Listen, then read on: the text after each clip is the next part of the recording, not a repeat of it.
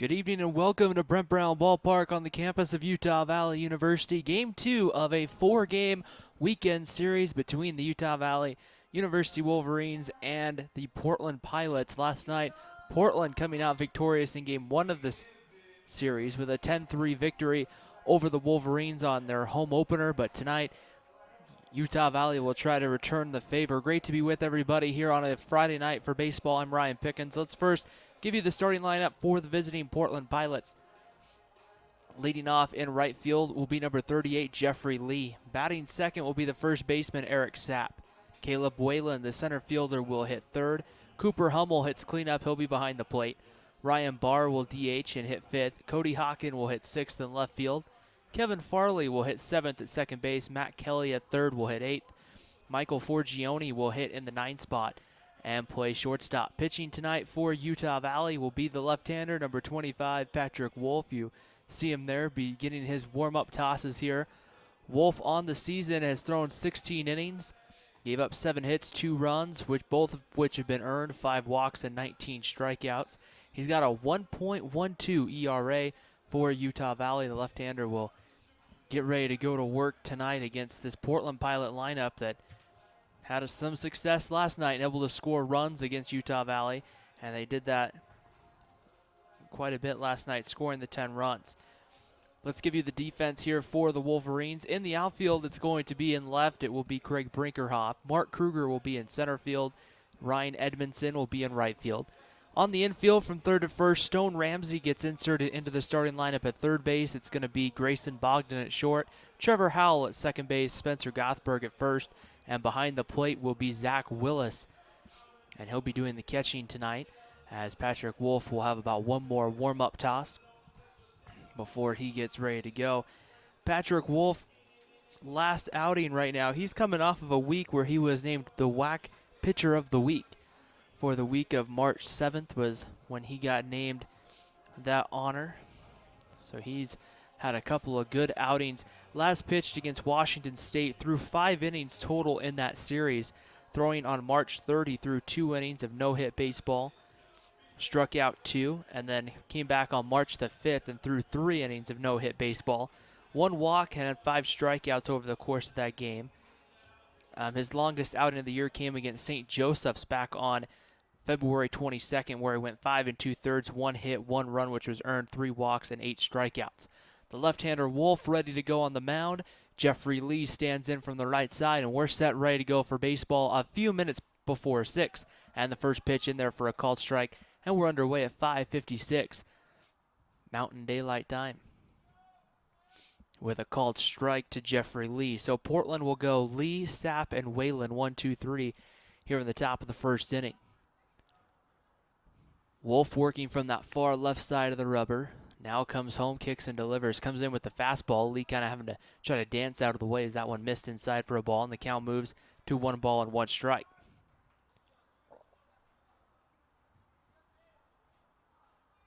A cool night at the ballpark, the wind coming in. Plenty of seats still as a late arriving crowd begins to continue to file in here at Brent Brown Ballpark. Wolf on the mound, ready to go once again. And the 1-1 pitch swung on and popped up. That will be foul up over us, and the count will move to 1 ball and 2 strikes. Jeffrey Lee making his 3rd start of the year, 7th game appearance for the Pilots. 2 for his first 8, hitting .250.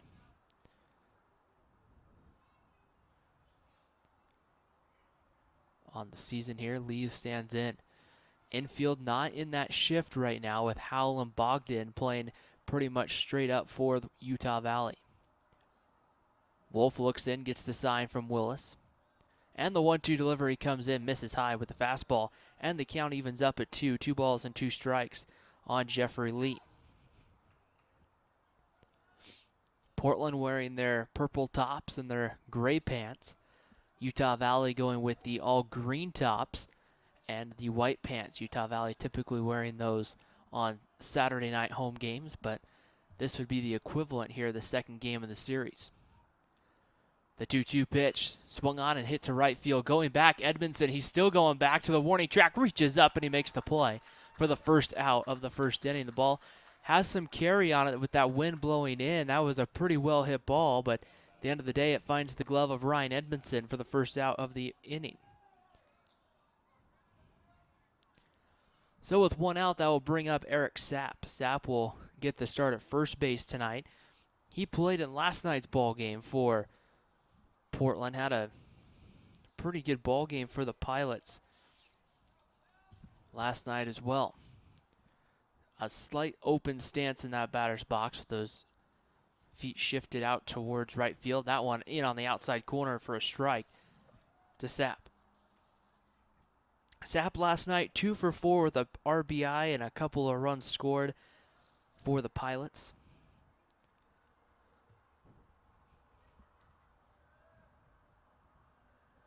In on the infield grass at third is Ramsey, and the breaking ball comes inside corner for a called strike, and it's 0-2. Patrick Wolf just dropped that breaking pitch. It came right inside and just froze Sapp, and I don't think he was necessarily expecting it to break back over the plate, but right there he did, and it just broke right over the inside corner for a called strike. No balls and 2 strikes to count. Wolf peers in, gets the sign. A shift is on here for the 2-hole hitter Sapp. 0-2 pitch, swung out and missed, strike 3, and Patrick Wolf has his first strikeout of the ball game, and the second out of the first inning as he just blew a fastball right past Eric Sapp. So with 2 outs, it brings up the center fielder Caleb Whalen. Whalen had a great series last weekend against UC Riverside up in Portland and continued that last night. Went 0 for 2 officially, but had a couple of RBI sacrifice flies, as he's been doing just a little bit of everything to help his team win.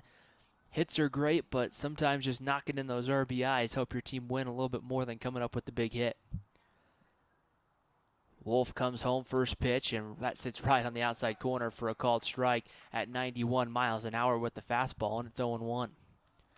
Shift on as Trevor Howell moves up there. You can see him at the very kind of top of your screen. Grayson Bogdan has moved deep into the hole on the right side of the infield. Ready to go. And here's the 0-1 pitch coming, and that pitch swung on and fouled away. And it's quickly going to be no balls and 2 strikes. So Patrick Wolf has stayed ahead of the hitters here in the early going, and he's been able to kind of see here what's been able to go on here so far for Utah Valley. If you can stay ahead of the count as a pitcher, it's going to greatly increase your chances to win the ball game. No balls and 2 strikes to count on Caleb Whalen. Whalen hitting .400 coming into this at-bat.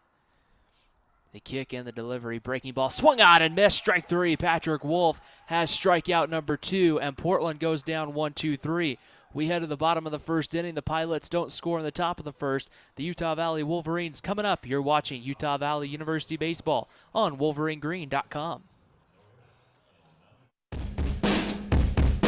People talk about college like you're in some kind of bubble. Like there's college, and then there's the real world. Hey, this is UVU. You're not just reading about it or watching someone else do it. This is engaged learning. At the certificate, associate's, bachelor's, or master's level, you're in the real world every day.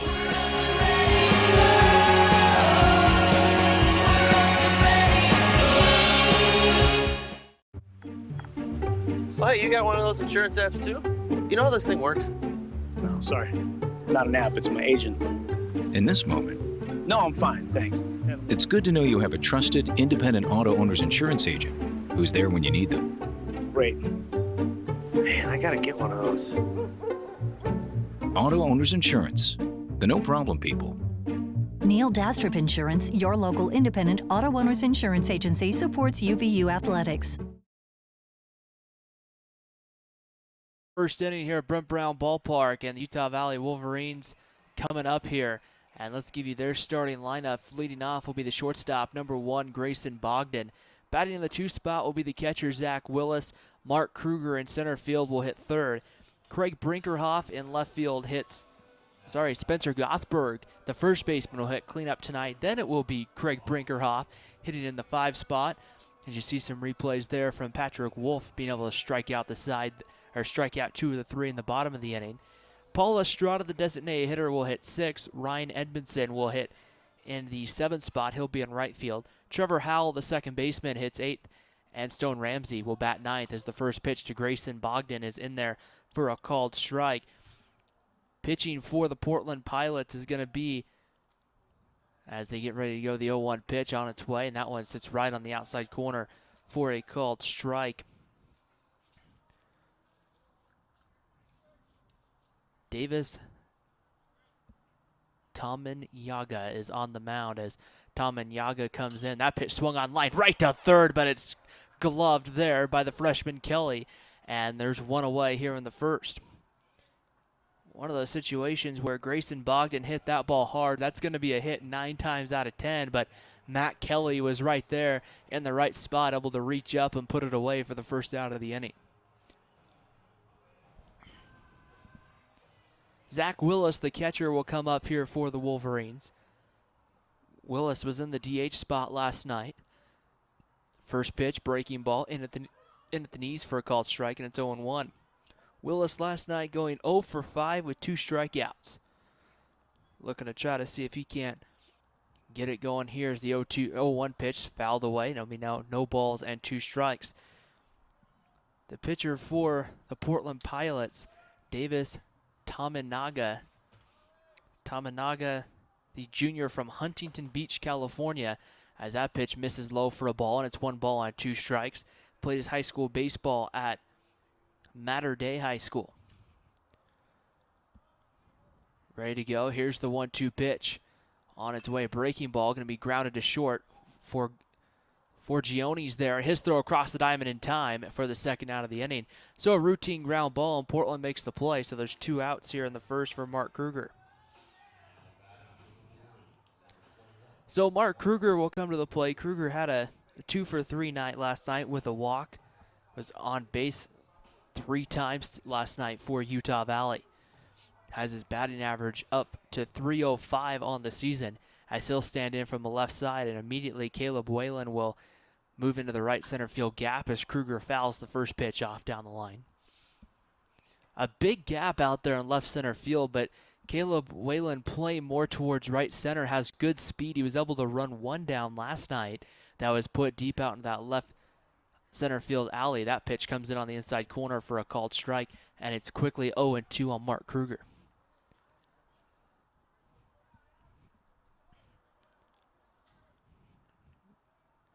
The 0-2 pitch comes home, swung on and fouled away, and we'll redo an 0-2. Defensively, Cody Hawken in left, Caleb Whalen in center, Jeffrey Lee in right. Matt Kelly at third. It was going to be Michael Forgione at short. Kevin Farley at second base, and it will be Eric Sapp over at first base. Cooper Hummel behind the plate tonight as that pitch misses for a ball.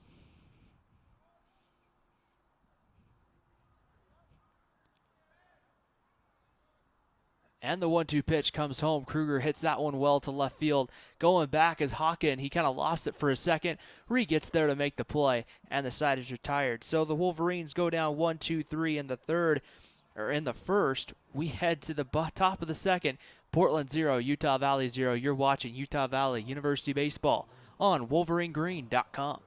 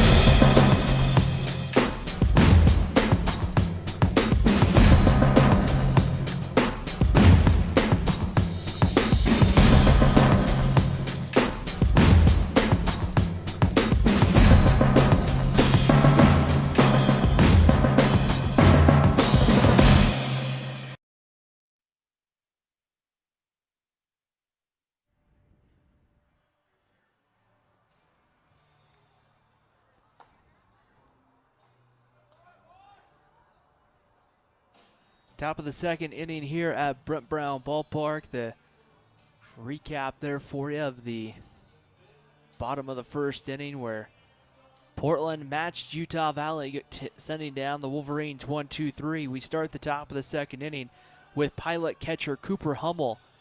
Hummel, a switch hitting catcher, hit from the right side a couple of times last night, but then once Utah Valley went to Logan Hold and Jason Jordan switched around to the left side. From the left side, he had a home run out to right center field last night in the ninth inning. Swings first pitch here and fouls it away, and it's 0-1. Portland's seeing a little bit different style pitcher, though. Jackson Kofor a little bit more going to hit his spots, relies a little bit more on the off-speed pitch. Patrick Wolf a little bit different. He's going to bring a fastball up into the high 80s, low 90s. We've seen him touch 90 and 91 here so far through the first inning or so.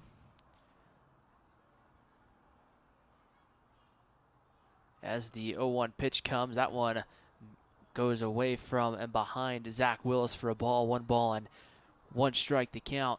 And that's just the kind of the difference in you're going to see a pitcher that can change speeds compared to a pitcher that's going to bring a heavy fastball, and Wolf will bring the heavy fastball. But Patrick Wolf also maybe works a little bit slower on the mound as well. Will make the Portland hitters have to concentrate a little bit harder here as he gets set for the 1-1 pitch. And that one's going to miss for a ball, and it's 2 balls and a strike. That one missing, I think, just a little bit high to Cooper Hummel. It'll be Cooper Hummel, Ryan Barr, and then Cody Hawken, 4, 5, and 6 here for the Portland Pilots out of the West Coast Conference. So it'll be their only trip to Utah as they share the conference with BYU, but they will head to BYU will head to Portland later on in the year to take on the Pilots there. Ready to go with the 2-1 pitch to Hummel. Pitch high, ball 3. It's 3 balls and a strike. They count here to Hummel. Utah Valley this week has kind of struggled with the walk. They only allowed 1 walk last night, but up on Tuesday night over at BYU, the Wolverine pitching staff allowing 8 walks on the night. As now Patrick Wolf will have a quick word here from Spencer Gothberg and also have a quick word from Stone Ramsey, the third baseman. A quick visit on the mound gives Patrick Wolf some encouragement here as he'll have to come with something pretty good here to Cooper Hummel with a 3-1. Wolf comes in. That pitch swung on line into the gap. That's going to fall for a base hit. Brinkerhoff over to cut it off. Hummel's going to take the hard turnaround first, but he will hold. And Portland has their first hit of the night off of Patrick Wolf, and we have our first base runner. That was just a hard hit ball, and Grayson Bogdan tried to kind of make a leaping catch, but just couldn't quite get there. It was over his head when it got over his head, and it was an easy base hit for Hummel. So here's Ryan Barr, the DH. Barr hitting .364 on the season. We didn't see it a ton last night because Portland swung the bats so well, but interested to see whether they play a little bit of small ball and use their speed. This is a Pilot team that loves to steal a base. Everybody in the starting lineup tonight has at least 1 stolen base on the year. Barr will take a step out of the batter's box. Now he'll step back in. No score, top of the second inning here at Brent Brown Ballpark. And the pitch comes in. That hit out to left field. Brinkerhoff giving it a look over towards the corner. He is going to run it down, it looks like, right on the warning track. And it's going to be the first out of the inning. So Barr hit that one well, but the extra foul territory just down that left field line ends up helping Patrick Wolf there as Craig Brinkerhoff able to make the long run to make the play for the first out of the second inning. Ball is hit high. I don't know necessarily with the way that wind is blowing. You can see the American flag out to center field kind of blowing all over the place.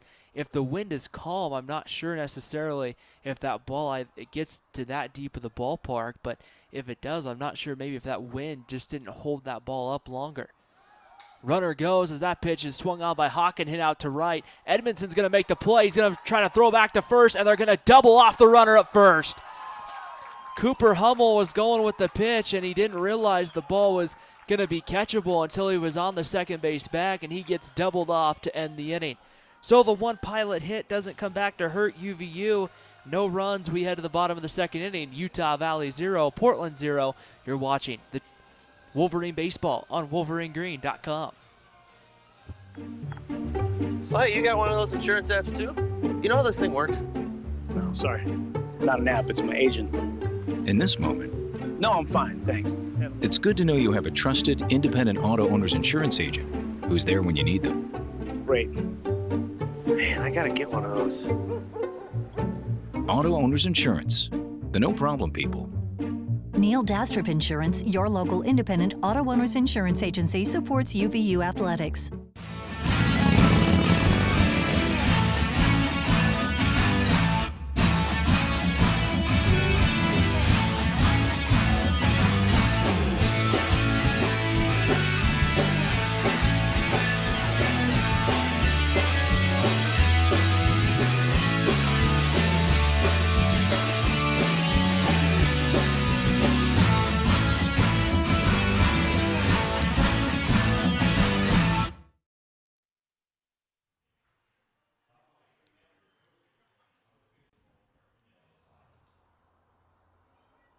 Davis Tamanaga will go back to work to begin the second inning as Utah Valley showed some defense right there as Ryan Edmondson comes up with it in right field and fires back to first to double off Cooper Hummel to end the second inning. So Utah Valley will bring up 4, 5, and 6. It'll be Gothberg, Brinkerhoff, and Estrada coming up here as Tamanaga comes home and Gothberg fouls the first pitch off, and it'll be no balls and a strike. Spencer Gothberg going 1 for 4 last night. 13 for his first 52 for the Wolverines. 0-1 pitch misses off the plate for a ball, and a count evens at 1 ball and 1 strike. I'm not sure how much really this is a power hitting team for Utah Valley. I want to say really for the most part this is going to be a gap to gap and use some speed on the base paths. I don't think this is going to be a team that's going to light up the box score and home runs as Gothberg way out in front of that one misses, and it's 1-2. The team leader right now in home runs is 3, and that is Grayson Bogdan. The 1-2 pitch about to come in, blocked in the dirt. A good stop by Cooper Hummel, and it's 2 balls and 2 strikes. Great to be with everybody here on a Friday night. It's cool tonight at the ballpark. Lots of jackets and sleeves, long sleeves out as well. The 2-2 pitch. That one's blocked in the dirt. A good stop again by Hummel, but the count goes to full 3 balls and 2 strikes on Spencer Gothberg. We'll have a 6 p.m. first pitch tomorrow night. A Saturday night contest, supposed to be about 55. That one swung on to left for a base hit. It's going to fall and roll out to Cody Hawken, and Spencer Gothberg's on to start the second inning. The first hit tonight for the Wolverines, that was just a line drive hit into left field that was able to fall right in front of Cody Hawken. Here comes Craig Brinkerhoff. Brinkerhoff in the lineup last night, 2 for 4 with an RBI for Utah Valley. Brinkerhoff had the RBI back in the first inning to put Utah Valley up, but just an RBI single to left field as Brinkerhoff will get some direction here from Coach Eric Madsen down in the third base coaching box. Eric Vasquez, the volunteer assistant coach, down in the first base coach's box. Ready to go. Ready to go. I'm showing like a special we did for the basketball, so just like say, watch for a special for basketball. 1 ball and no strikes to count here on Craig Brinkerhoff as we'll come set ready to go. Tamanaga will go here, work from the stretch. Gothberg, then the pickoff move, and Gothberg back again underneath the tag. Eric Sapp will be holding on Spencer Gothberg. In between innings, is a tribute to the men's basketball team here at Utah Valley University, a special that our video people here at the athletic department did. Breaking ball misses, low ball 2 balls and no strikes. The UVU men's basketball team falling yesterday to the University of Missouri, Kansas City in the WAC tournament down in Las Vegas. 2 balls and no strikes the count. Gothberg has his lead over at first. The pitch on its way. inside corner called strike, and it's 2 balls and a strike here on Craig Brinkerhoff. Gothberg is 1 for 2 this year on stolen bases. Utah Valley doesn't run as much as Portland does, but they do have a couple of people who have stolen bags this year. Spencer Gothberg's one of them. He's 1 for 2. 2 balls and 1 strike, time called, and Brinkerhoff will take a time as he'll step out of the batter's box here. Lights beginning to take full effect here. Brent Brown Ballpark. We'll keep you updated on scores tonight throughout the WAC. A pretty big slate of games. That pitch swung on, and Brinkerhoff will pop that one up down the line. Going to be a long run, but it will go foul. And the count moves to 2 balls and 2 strikes. 1 game already complete. Sorry, 2 games already complete. Kansas shuts out North Dakota and Lawrence today, 7-0. And then San Diego from the West Coast Conference, the Toreros take down New Mexico State 5-1 in Las Cruces. The Aggies only able to come up with 3 hits on the day. The 2-2 pitch to Brinkerhoff is hit off to left field. Coming over is Hawken. He's got a long run. He's not going to get there, but it's going to go foul. And that didn't go foul by very much. It just hit a little bit left of the line. But foul, says our home plate umpire, Pancho Flores. Lyle Mangum at first base, and it will be Jeff Clough will be at third base. Right now, though, he's positioned right behind the pitcher. You can see him there putting his hat back on. With how windy it is, I would imagine if these players get running too hard, it'd be easy to see some hats go flying. A couple of them were going flying during batting practice tonight. 2 balls and 2 strikes the count. Gothberg gets his lead at first. And the pitch to Brinkerhoff misses low ball 3. Snap throw down to first. Gothberg's going to get back underneath the tag. As a good, quick snap throw from Cooper Hummel, but just didn't get it down there quick enough. As a good job by Gothberg of getting back, and the count runs full 3-2. So Brinkerhoff should get something good to hit here. Tom Minaga is having to go 3-2 to back-to-back pitchers. Big off move. Gothberg gets back again.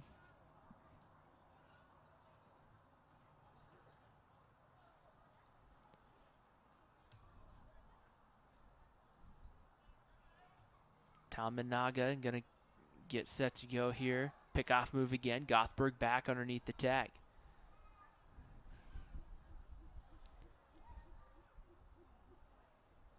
In his last outing against UC Riverside, Tom Minaga went 7 innings, 6 hits, 3 runs, all of which were earned, walked 3, and struck out 3. All in 99 pitches. Tom Minaga will just look over to first, and Gothberg dives back. His other start came at UC Davis back on February 20th. He went 6 1/3, gave up 4 hits, no runs, and struck out 4. Did have 1 balk in the game as Brinkerhoff swings through, runner goes, and they're going to get Gothberg trying to steal. Strike him out, throw him out, double play, as it was Hummel to Farley, and there's 2 outs here in the second.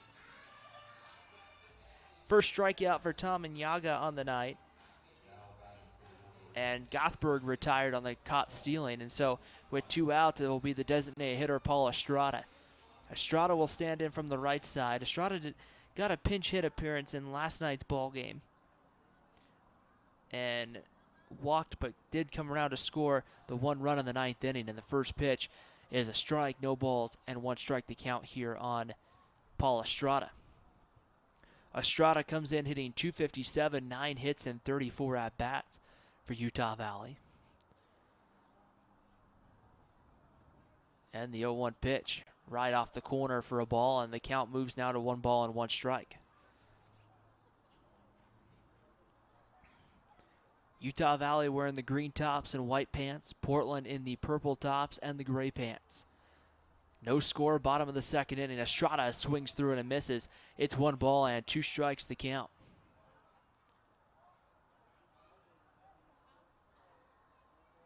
Big hole out in left center field with Wayland shaded once again towards right center. That wind whipping up here from blowing in from right center field. Time call. Estrada will take a step out of the batter's box. Estrada making his 10th start of the year. Has played in 11 games as this one misses for ball 2, and it's 2 balls and 2 strikes. So they're making Tom and Yaga work here in the inning, making him throw plenty of pitches here in the early going for the Portland Pilots. The right-hander comes in, called, strike 3, and they froze Paul Estrada there. The second strikeouts for Naga on the night, and that ends the second inning. So we're going to now send it to break. We'll have a video here, a tribute to the UVU men's basketball team. You're watching UVU Baseball on WolverineGreen.com. Yeah. All day.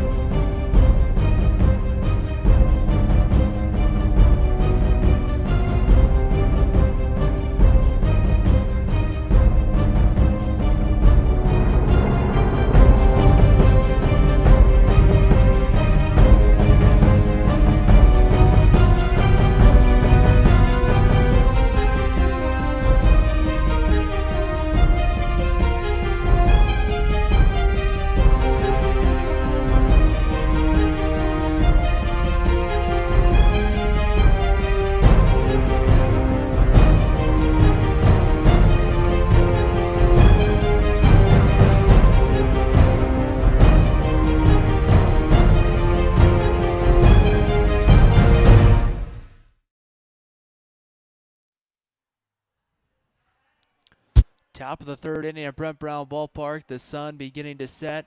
You can see it hit the Wasatch Mountains in front of us here from the press box at Brent Brown Ballpark, as you saw that great video put together here for the UVU men's basketball team. A good game yesterday, just kind of not the result UVU wanted. As I was up here watching it before the baseball game, and it was close. But the tough loss to University of Missouri Kansas City. The first pitch in there for a called strike here to Kevin Farley. It's no balls and a strike. Coach Pope doing a great job with the men's basketball team in his first season. They're going to make some noise probably next year in the WAC. Farley stands in for Portland here against Patrick Wolf. The 0-1 pitch comes and misses off the plate for a ball, and the count evens now 1 ball and 1 strike.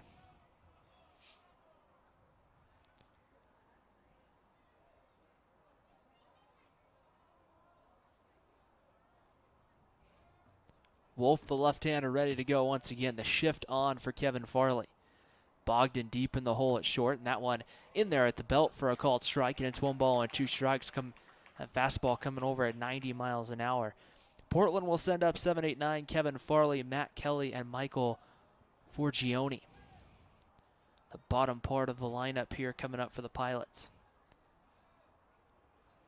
Outfield pretty much going all straight away.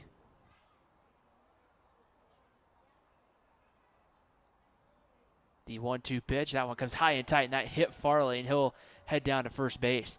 Farley, you could tell immediately, he got hit as that one just came inside. He kind of turned out of the way, and Pancho Flores immediately awarded first base. So Portland will have their leadoff man on. That's the second straight inning the Pilots have gotten the leadoff man on as Farley reaches, and that brings up third baseman Matt Kelly.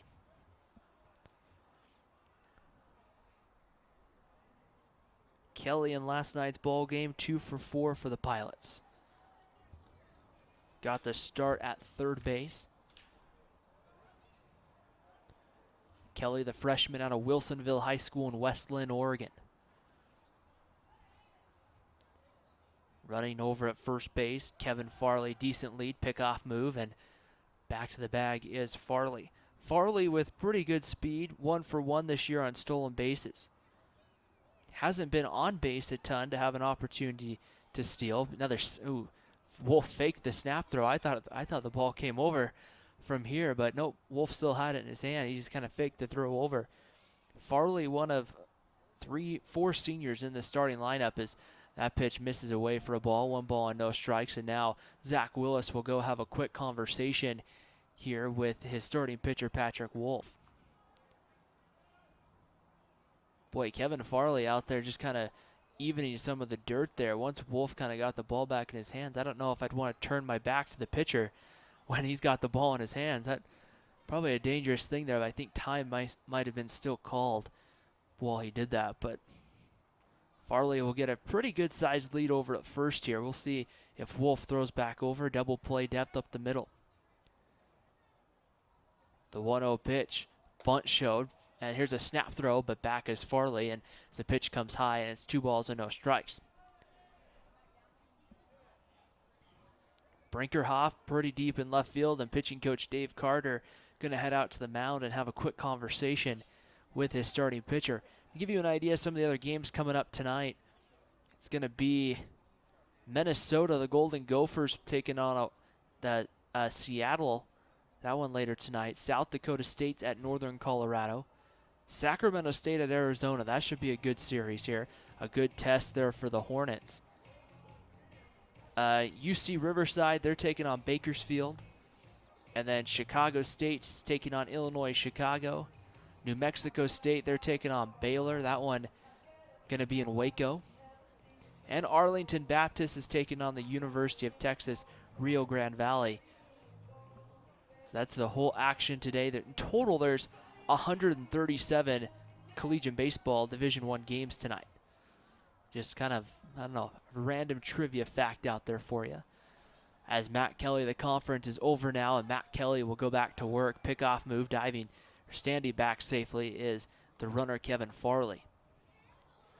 Wolf might be a little too concerned as to what Farley's going to do, and that maybe is one of the reasons why you've seen maybe some control issues happen here in this last batter or so. Wolf ready to go, comes home, bunt showed, pulls it back, ball 3, and the count goes to 3 balls and no strikes. Again, the snap throw down to try to get Gothberg, or to Gothberg to try to get Farley, and it's 3-0. Michael Forgione in the on-deck circle for the Portland Pilots. 3 balls and no strikes the count as Kelly stands back in. In on the infield grass is Stone Ramsey. I wouldn't think 3-0, you'd be seeing the bunt. He's probably taking all the way. He's going to square around, pulls it back, misses high, ball 4. So Portland has a couple of men on here in the third, and that brings up Michael Forgione. Forgione last night went 1 for 4, had a couple of nice defensive plays for the Pilots. Forgione, the junior out of Centralia, Washington, he's a junior college transfer out of Lower Columbia Community College in Longview, Washington. The Red Devils having a pretty good program there in their conference. The name of the conference at this time slips my mind. I can kind of see the logo on my head, but I can't correlate it to the name. Here's the pitch. That one misses high for a ball, and it's 1 ball and no strikes the count here on Forgione.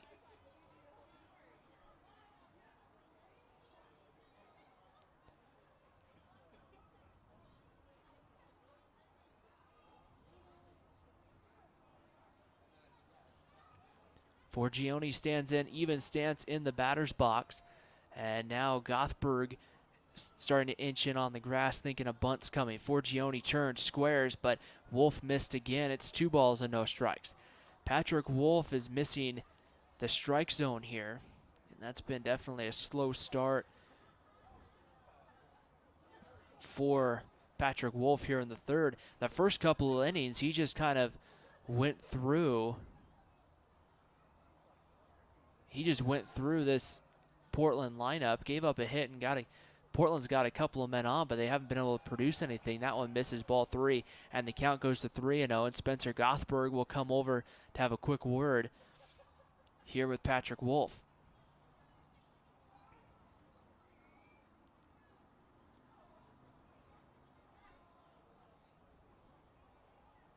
The Northwest Athletic Conference is the conference that Lower Columbia plays in. Played with some schools from as far south as Coos Bay, Oregon, all the way up to just north of Seattle. Here's the 2-0 pitch. That one's in there for a called strike. And it's 3-1 here on Michael Forgione. Infield double play depth with Howell and Bogdan. Corners are in on the infield grass. We'll see here if the bunt sign's on 3-1. A right-hander beginning to throw down in the Utah Valley bullpen as Patrick Wolf beginning to kind of struggle here in the third. Right-hander's getting loose pretty quick too. Wolf only at around 30 pitches here. This will be pitch 31. The runners go, bunt, pull back. That one's going to be deep in the hole.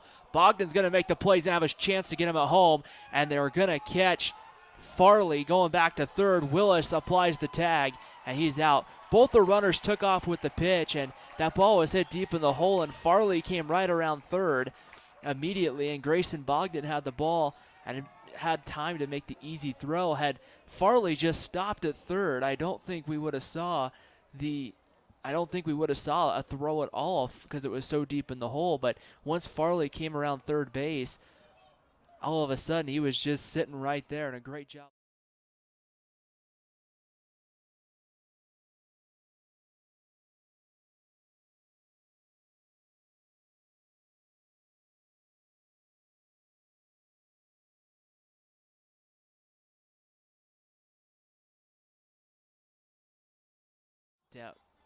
Down from the bullpen area. So Farley's retired for the first out of the inning. Matt Kelly advances and Forgione reaches. So still runners on at first and second with one out. Back to the top of the lineup in Jeffrey Lee. Lee 0 for 1, flew out to Mark Kruger back in the first. Patrick Wolf, the left-hander, kicks and delivers bunt showed again. Pulled back. That one's taken for a called strike. It's no balls and a strike. Gothberg came charging. Trevor Howell, who's playing up the middle just a little bit off the second base bag, had to come all the way over to try to cover first base here on the bunt.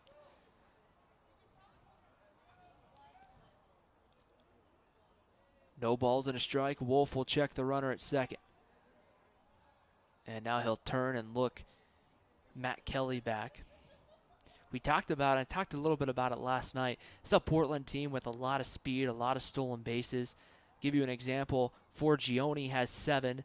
Eric Sapp in the on-deck circle has 10. Cody Hawkin with 4. Caleb Whalen with 4. And they have a few others that have 1 and 2. 0-1 pitch comes inside. It's going to skip here off the pad of Willis. Going down to third base is Kelly. Forgione easily into second. And now a couple of men on here in scoring position for the Portland Pilots. I believe what's probably going to be, I'm not sure if it's going to be a wild pitch or a pass ball. We'll see how they want to score it. 1 ball and 1 strike to count here on Jeffrey Lee. It's going to be a pass ball going there against Zach Willis.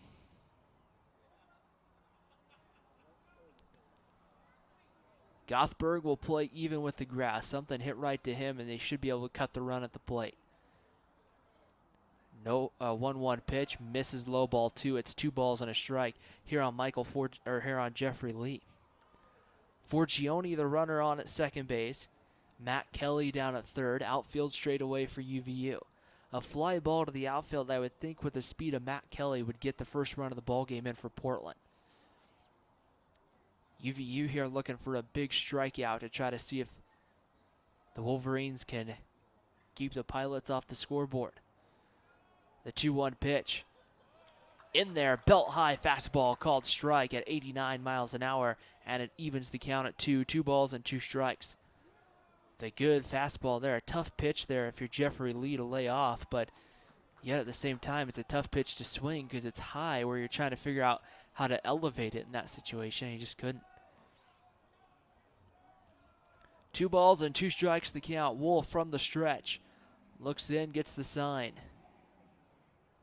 And delivers home. That pitch right off the plate, ball 3. Count runs full, 3 balls and 2 strikes. The wind swirling around, continuing to pick up. One of the, I think, the more kind of, some of the more bigger gusts of the evening here. 3 balls and 2 strikes the count on Jeffrey Lee. Eric Sapp in the on-deck circle would follow here. You don't want to load the bases for this part of the Portland lineup.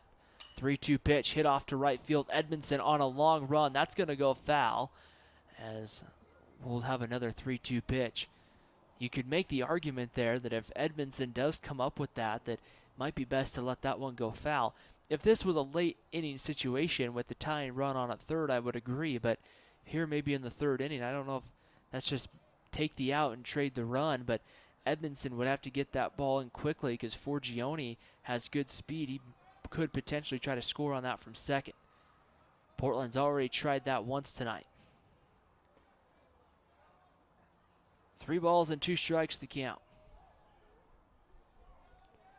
Wolf ready to go. Time called at the last minute by Jeffrey Lee.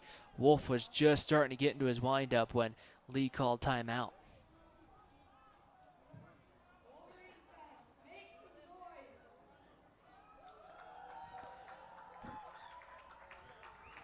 Three balls and 2 strikes the count on Jeffrey Lee. Lee from the right side of the plate.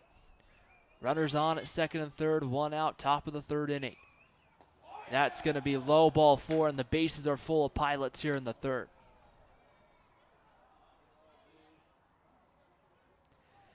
Eric Sapp will come to the plate here with the bases loaded. Sapp 0 for 1, went down on strikes back in the first. Sapp, a senior out of Oceanside, California, a junior college transfer. And now, I mean, the good news for Utah Valley here, the double play is now in order. Now you have the force out where you can try to get the force at the plate, or you can try to turn 2. Bogdan and Howell not in really double play depth up the middle. Gothberg playing close to the line, shifts on, and Willis keeps that one in front of him, but it's low for a ball. It's 1 ball and no strikes. So one thing you don't want to do at this point is make any sort of mistake and let one get behind you. And now Willis will go have a word here with Patrick Wolf. Wolf up, that was pitch number 39 of the ball game.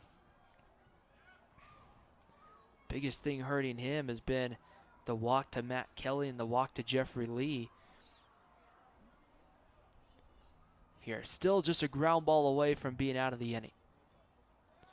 1 ball and no strikes the count. Wolf working from the stretch. Looks in, gets the sign. And the 1-0 pitch swung on and missed, strike 1, as Sapp took a big cut there and came up empty. You could tell he was trying to hit that one a mile and he just didn't make contact. Caleb Whalen in the on-deck circle for Portland if the inning should continue. And really, if you're Utah Valley, you would love to find a way to get the out here where Whalen did not have to come up to the plate. 1 ball and 1 strike the count. Wolf from the stretch. Comes home. That pitch swung on and fouled away here. And it's 1 ball and 2 strikes. So Wolf has fallen behind a couple hitters here in the third inning, but here to Eric Sapp, he's found a way to get ahead at 1 and 2.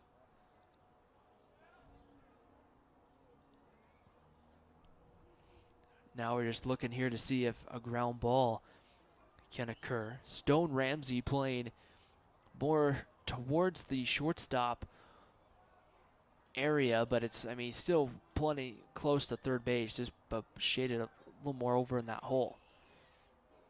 The 1-2 pitch ready to go. Wolf looks in, gets the sign. Delivery comes, and Sapp pulls that one foul, and the count will move to 1 ball and 2 strikes. Well, I guess it will stay actually 1 and 2 here on Eric Sapp.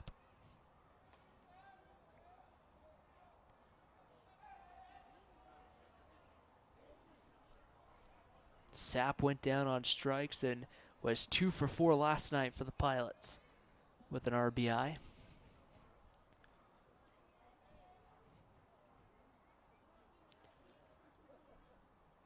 Wolf ready to go on the mound, gets the sign from Zach Willis, the 1-2 pitch. Check swing, no appeal here, and ball 2, 2 balls and 2 strikes, and kind of a dangerous pitch there maybe to go with that breaking pitch low, but Zach Willis does a nice job making the stop. If that gets behind him or even maybe kicks far enough away, Matt Kelly from third may have scored. And that's the important part of being a good defensive catcher. 2 balls and 2 strikes, the count, ready to go. Wolf peers in, gets the sign, the 2-2 swung on and fouled away. We'll do another 2-2 pitch. A right-hander still getting loose down in the bullpen for Utah Valley, trying to stay warm here as it's cooling off quite a bit here at the ballpark. Supposed to be in about the mid-60s, mid to low 60s today. It's dropped below this. It was about 63 at game time. Dropped to right around 60 degrees, 59 to be exact. Again, that's, according to my phone, so I don't know how accurate that might be. 2 balls and 2 strikes, the count. Wolf delivers. Pitch is going to be fouled away, and the count will go to 2 balls and 2 strikes. Once again, that pitch coming over at 90 miles an hour. And a nice little battle going on here between Eric Sapp and Patrick Wolf. Wolf, the left-hander, going up against the left-handed hitting Eric Sapp. A lefty versus lefty matchup here in the third. Bases full of Portland Pilots, no score, top of the third inning. Pilots have loaded the bases on a walk, a fielder's choice, and another walk. Running over at third base is Matt Kelly, Forgione at second, and Jeffrey Lee over at first base. The 2-2 pitch on its way, fouled off again by Sapp, and we'll have another one as the race is on to go get that baseball up in the entrance area here down the third base line at Brent Brown Ballpark. Pretty good crowd coming in here tonight into Brent Brown Ballpark. 2 balls and 2 strikes the count. Ready to go. Wolf gets the sign from Willis. And the 2-2 pitch. Breaking ball called. Strike 3. The second out of the inning. A big strikeout for Patrick Wolf. His third on the night. And it comes here in the third inning with the bases loaded. And with 2 outs, that's going to bring up Caleb Whalen. Preferably, you would have liked a double play to end that inning so Whalen didn't have to come to the plate. Whalen had a monstrous series against UC Riverside, had pretty much every stat you could think of during that series, had multiple doubles and had a triple in there as well.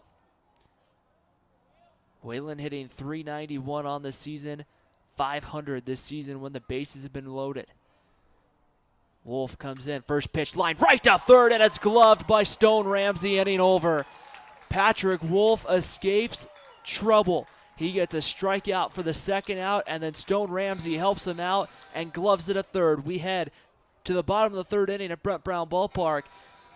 Utah Valley ends the threat by the Pilots. Can they get their own offensive threat coming? We'll find out. You're watching UVU Baseball on WolverineGreen.com.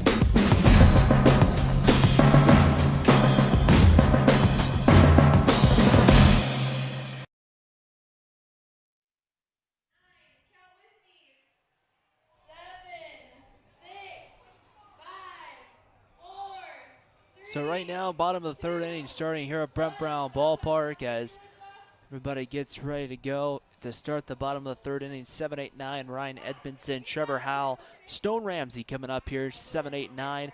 And the first pitch is going to be popped up and fouled away as by Ryan Edmondson. Edmondson hitting 188 on the year, 6 for his first 32 for Utah Valley, especially early on in the season with splitting time in that outfield with Justin Erlinson. Breaking ball misses away for a ball, and the count evens up at 1 ball and 1 strike on Edmondson.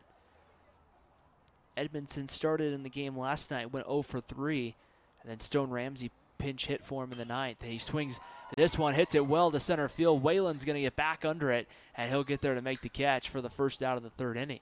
So Edmondson got around it pretty good, but once again, Whalen shows his wheels there to make the play. So one down brings up second baseman Trevor Howell. As right now, Davis Tominaga is cruising right now. So Tominaga now getting ready to go to face Trevor Howell. Howell hitting .302 on the season. Stands in first pitch. That one's going to be hit out into the gap, and it's going to fall right in front of the left fielder, Cody Hawken, for a base hit. So Howell gets himself a one-out single, and the Wolverines have a base runner here in the bottom of the third inning. So with one out, it'll bring up the third baseman, Stone Ramsey. Ramsey in that game last night pinch hit, like we said, and had a walk. He's able to have a good at-bat there, as we see on replay. That single by Trevor Howell into left field, right in front of Cody Hawken. So here's Ramsey hitting .409, 9 for 22. First pitch on the outside corner for a called strike, and it's 0-1. Ramsey, a sophomore out of Tampa, Florida, played at George Steinbrenner High School.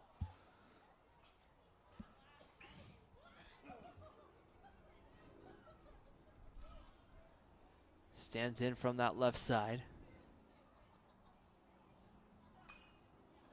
And that pitch swung on and fouled away.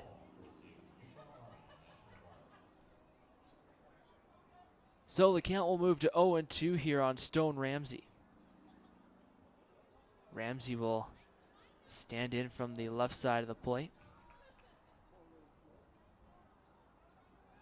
The school was named in George Steinbrenner High School, where Stone Ramsey played, was named in honor of the New York Yankees owner George Steinbrenner, who happened to be a Tampa resident. Of course, the Yankee spring training home is named George Steinbrenner Field, as that one misses away for a ball. 1 ball and 2 strikes here on Stone Ramsey.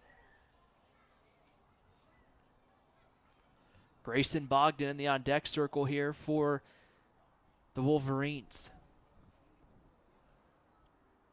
Tominaga on the mound. That one misses off the plate, and the count evens up at 2 balls and 2 strikes.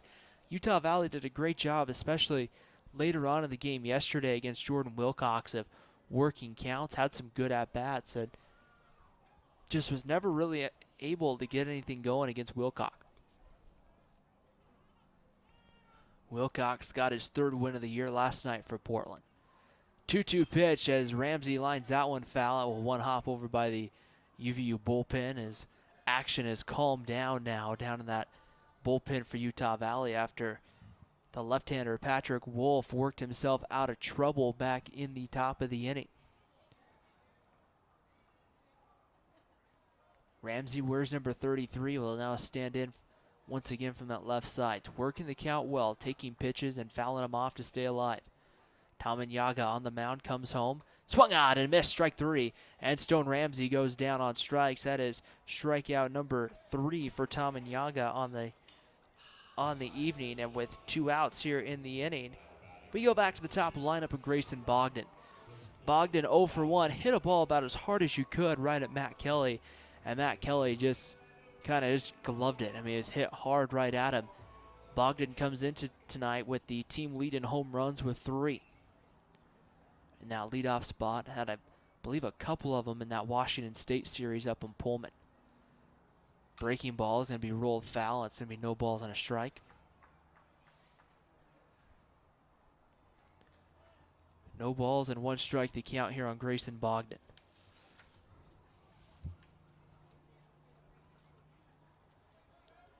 Bogdan will get ready to stand back in here. 2 away as Trevor Howell runs over to first.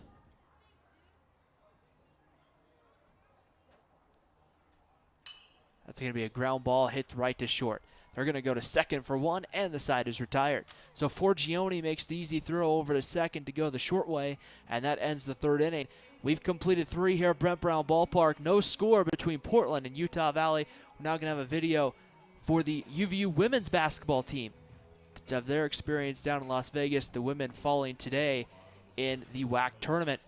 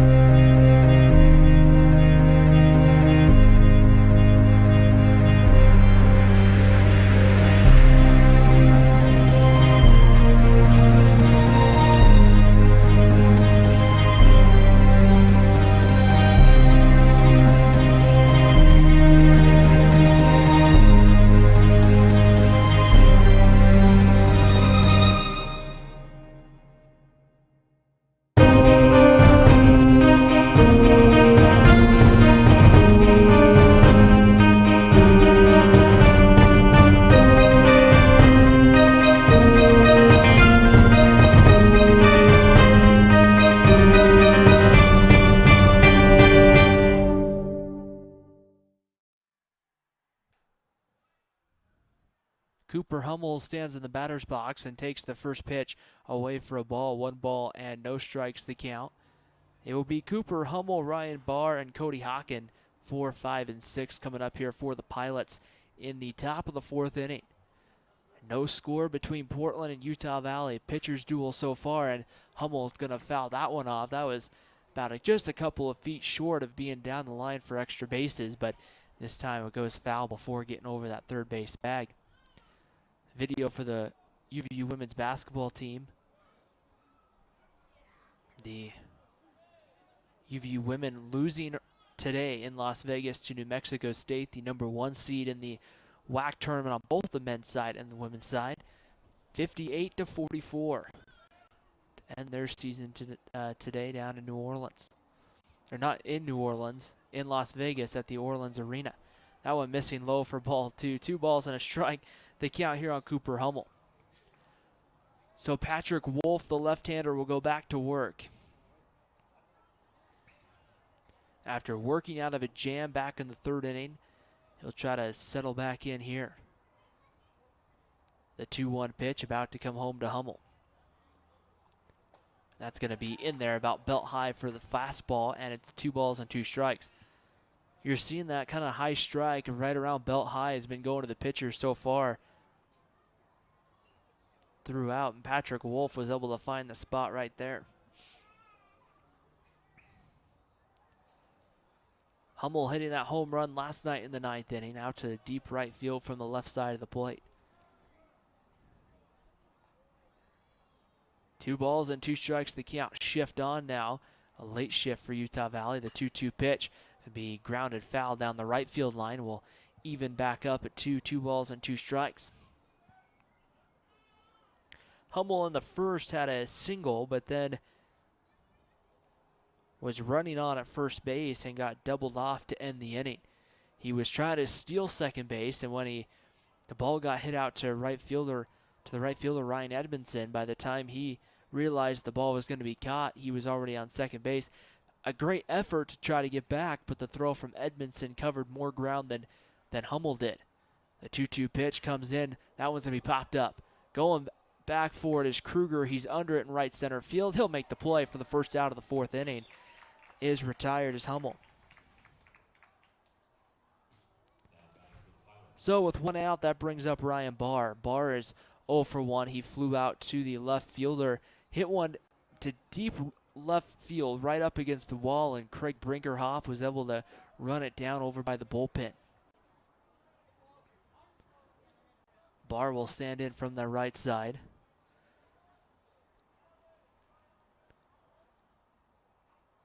Ready to go to work is Patrick Wolf. No shift on here for the Wolverines. Barr swings and misses at the first pitch. No balls and 1 strike the count.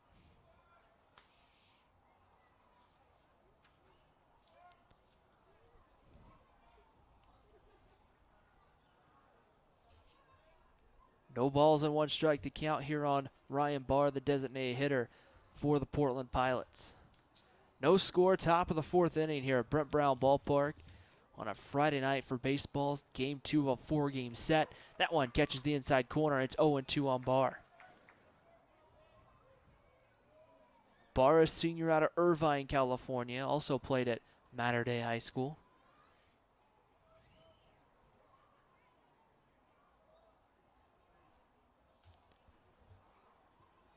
No balls and 2 strikes.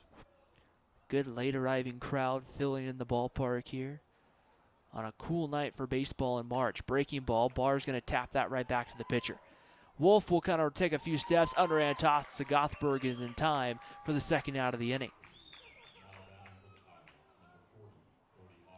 So with 2 outs, Cody Hocken will stand to the plate. Hocken hit a good line drive out to Ryan Edmondson back in the 2nd, but Edmondson made the heads-up play to get the throw back to first to double off Cooper Hummel. And now Hocken will stand in. 2 down, top of the 4th inning. A pitcher's duel here so far. And the first pitch to Hocken is going to be a wave with the fastball. 1 ball and no strikes to count.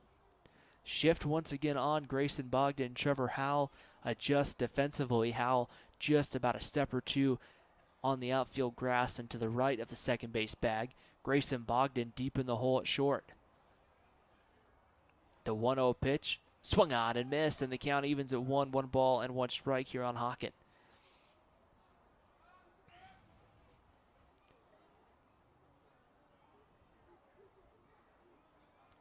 $6 p.m. first pitch tomorrow night, game 3 of a 4-game series.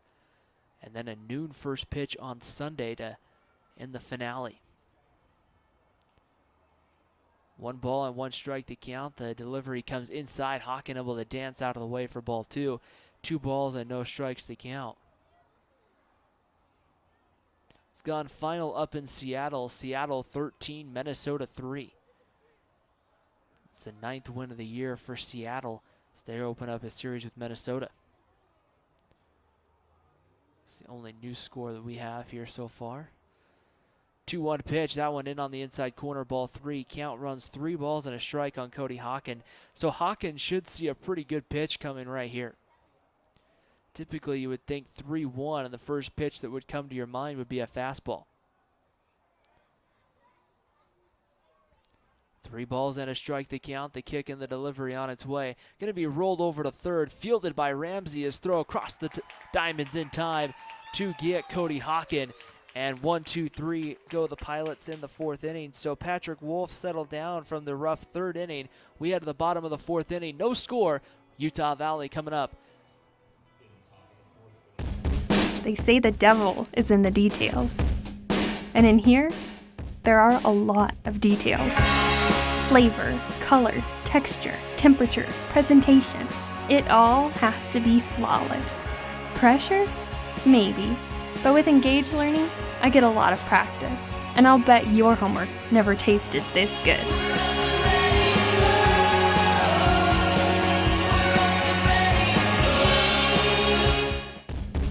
I don't think of myself as just an undergrad.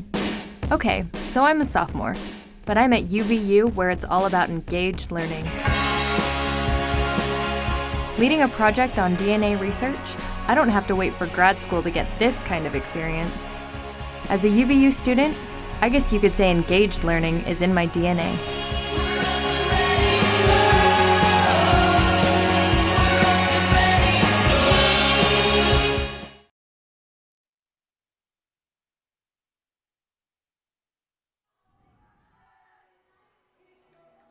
Bottom of the 4th inning at Brent Brown Ballpark. Utah Valley looking to try to break through here in the bottom of the 4th inning, as right now Zach Willis 2, 3, and 4 coming up here in the bottom of the 4th inning.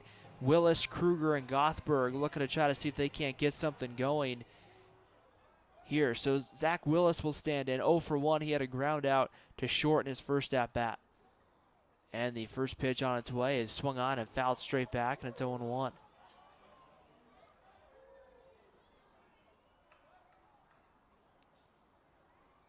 No balls and 1 strike the count here on Zach Willis. Willis right now ready to go, and that one in there for a strike. And it's quickly no balls and 2 strikes the count on Zach Willis. Willis comes in hitting .317 after his ground out to short. And the 0-2 pitch on its way, breaking ball, rolled over to third. It's going to take a bad hop on Matt Kelly and roll into left field.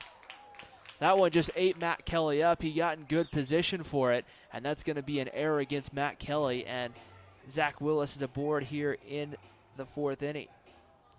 So an opportunity for Utah Valley with the leadoff man on, and now the middle part of your lineup, and Mark Kruger coming up. Kruger 0 for 1, flew out to left back in his first at-bat, way back in the 1st inning. So a nice opportunity here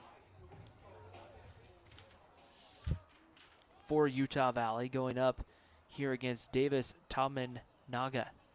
Tamanaga ready to go from the stretch and delivers home. That one's in there at the knees for a called strike, and it's no balls and a strike on to Mark Kruger.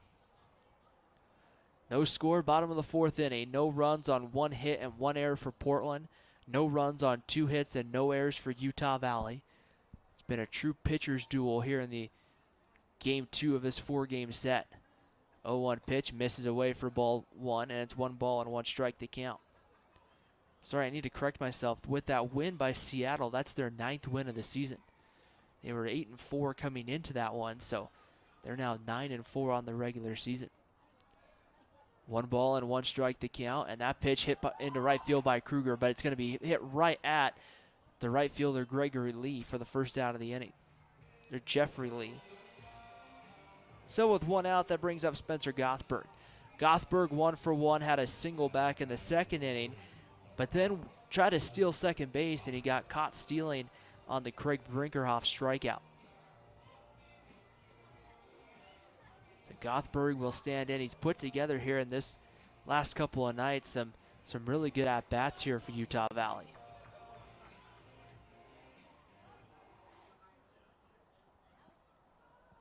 Double play depth up the middle for Gioni and Farley.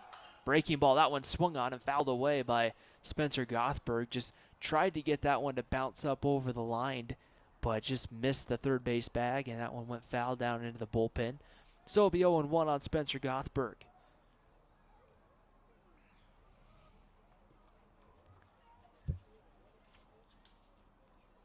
Gothberg, the senior out of Eagle, Idaho. Right outside the Boise area. And the 0-1 pitch. Breaking ball, that one misses for a ball, 1 ball and 1 strike.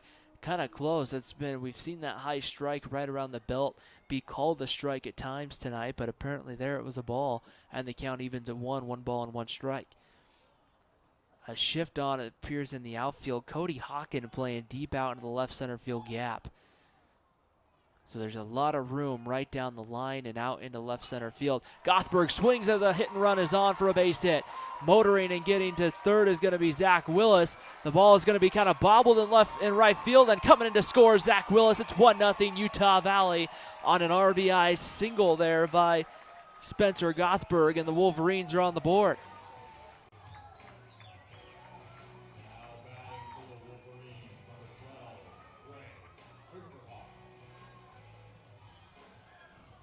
The 3rd hit of the game for Utah Valley. We'll see right here how they're going to. Jeffrey Lee out there in right field, when he went over to get it, it looked like he kind of bobbled the baseball a little bit as he made that relay throw in. But so we'll see here whether that's going to be a single and it advances on an error, but I don't see it going up on the board yet, so we'll see. Here's Craig Brinkerhoff. He'll call time.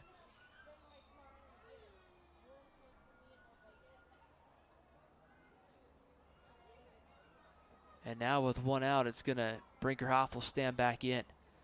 Pitch on its way. That one misses for a ball, and it's 1 ball and no strikes to count here on Craig Brinkerhoff. It's going to be a hit for Gothberg, and yep, it will be an RBI double for Gothberg. Willis scores on the unearned run because he reached on the air. 1-0 pitch. That one misses off the plate. So a nice RBI there for Spencer Gothberg as Brinkerhoff now works into a 2-0 count. And Patrick Wolf will be one happy pitcher after that as he'll take the mound in the 5th inning with a 1-0 lead. Bullpens are both quiet here in the bottom of the 4th inning. Tamanaga comes home. Brinkerhoff hits that one through the left side for a base hit. They're going to put the brakes on the throw, and it's going to be high. It's going to be cut off by Kelly. The throw to second to get Brinkerhoff, but Craig's underneath the tag as he advances to second on the throw, and Utah Valley now has something going here. Back-to-back hits as Brinkerhoff gets into second.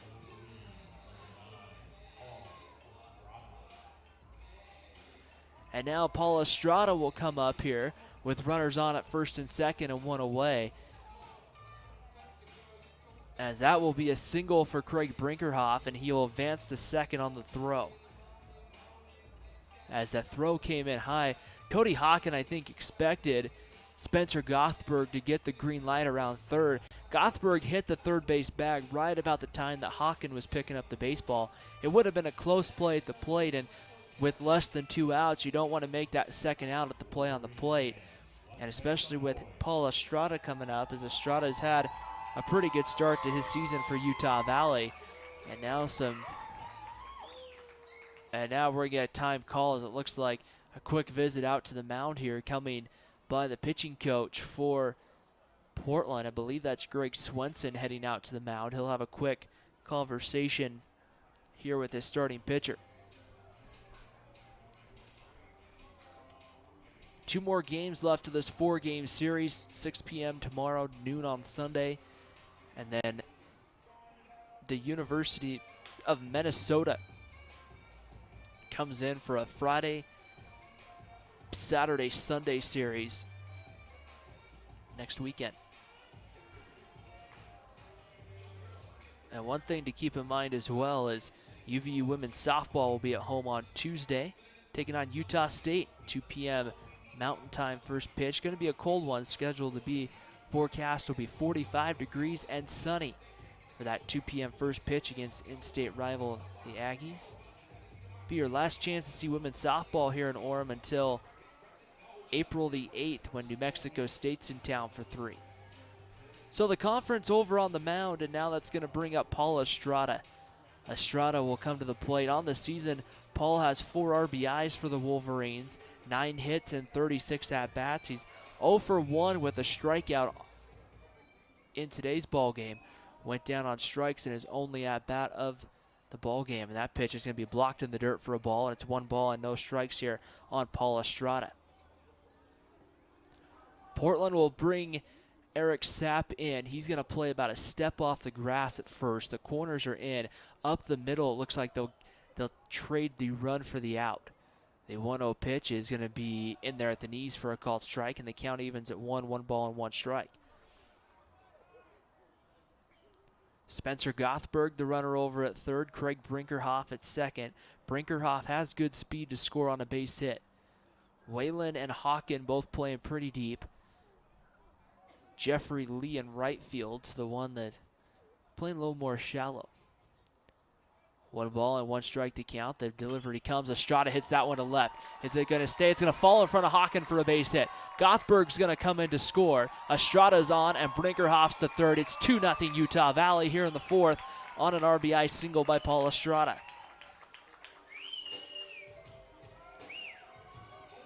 Gothberg had to hold just a little bit longer to make sure that ball was going to fall, and when he did, he just had a quick just a kind of a quick trot home. Craig Brinkerhoff was already on third base, as we'll see this on the replay. There's Brinkerhoff. You can tell he's already set to get to third. The brakes quickly put on Craig Brinkerhoff as that one was hit just right in front of Hawkins. So Hawkins didn't have a very long way to get to that baseball before he could come up throwing. That's exactly what Hawkins did when he came up throwing. It just kind of one-hopped into the catcher. Here's Ryan Edmondson. In the first pitch, Edmondson goes around for a called strike, and it's 0-1. So credit Paul Estrada with RBI number 5 on the season. No balls and a strike. Estrada gets his lead over at first. He's 1 for 1 in stolen bases. He's being held on by Sapp at first, and the pitch in there at the knees for a called strike, and it's quickly no balls and 2 strikes.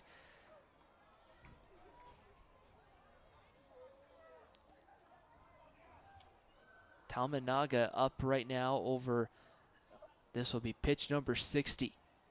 And that pitch blocked in the dirt. Estrada digs for second. He'll be there. He'll slide just for good measure, but no throw from Cooper Hummel. And Estrada reaches second base. So Utah Valley putting a lot of pressure defensively here on the Pilots in the 4th. And so far they've been able to plate 2 runs because of it.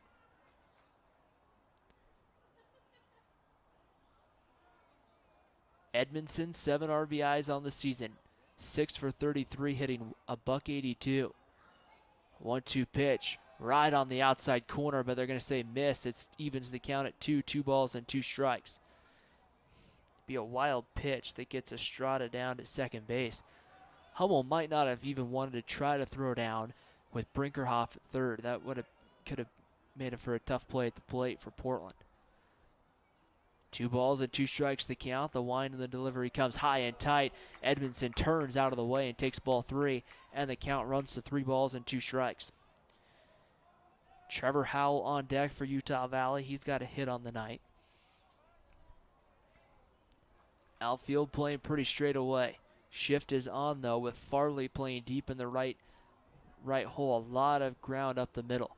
3-2 pitch. Edmondson rolls that one to Sapp. Brinkerhoff will come in to score. Second out of the innings retired, but give Ryan Edmondson an RBI as Craig Brinkerhoff scores, and it's 3-0 Utah Valley.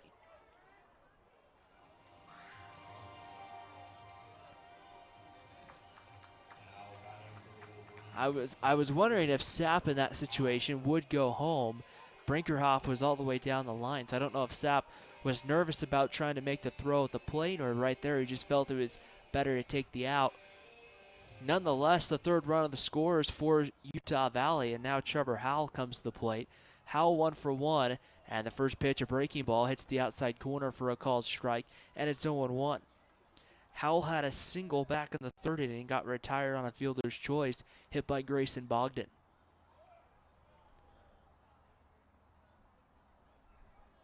Davis Tamanyaga on the mound, ready to go, breaking ball, misses low and away for a ball, and the count evens now, 1 ball and 1 strike.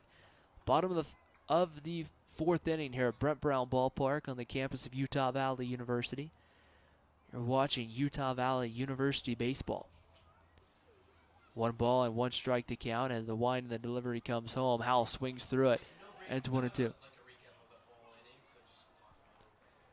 And so right here, Howell goes 1 ball and 2 strikes to count.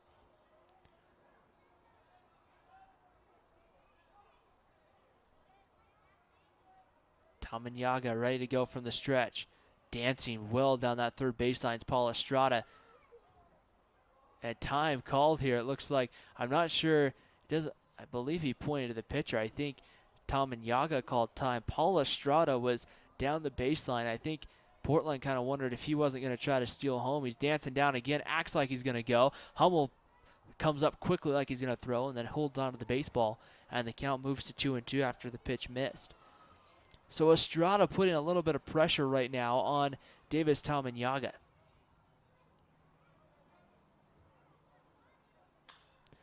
That pitch grounded fair past the third baseman for a base hit. Howell will make the turnaround first. He's digging hard for 2. The ball's dug out of the corner. Scoring is Paul Estrada. It's 4-0 Utah Valley on an RBI double by Trevor Howell.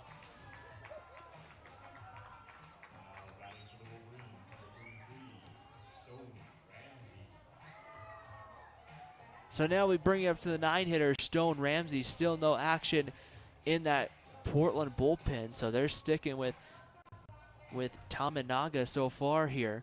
With 2 outs, Stone Ramsey comes to the plate. Ramsey 0 for 1, went down on swinging back in the third.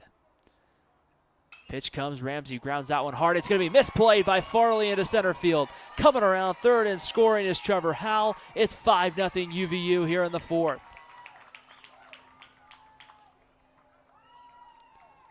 And that's going to be an error against the second baseman, Kevin Farley, as that ball just kind of hit him and just hit the dirt and just ate him up.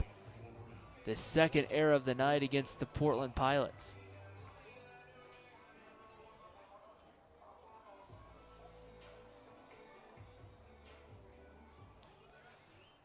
So now we go back to the top of the lineup, the 9th man to come to the plate here in the inning, Grayson Bogdan. Bogdan stands in, takes the first pitch high, and it's 1 ball and no strikes to the count. Utah Valley putting a 5 spot up here in the 4th inning. Zach Willis in the on-deck circle ready to go. 1 ball and no strikes to the count. And the 1-0 pitch right off the plate for a called strike. And the count evens at 1 ball and 1 strike here on Grayson Bogdan. Bogdan is hit into a fielder's choice and then also lined out to third.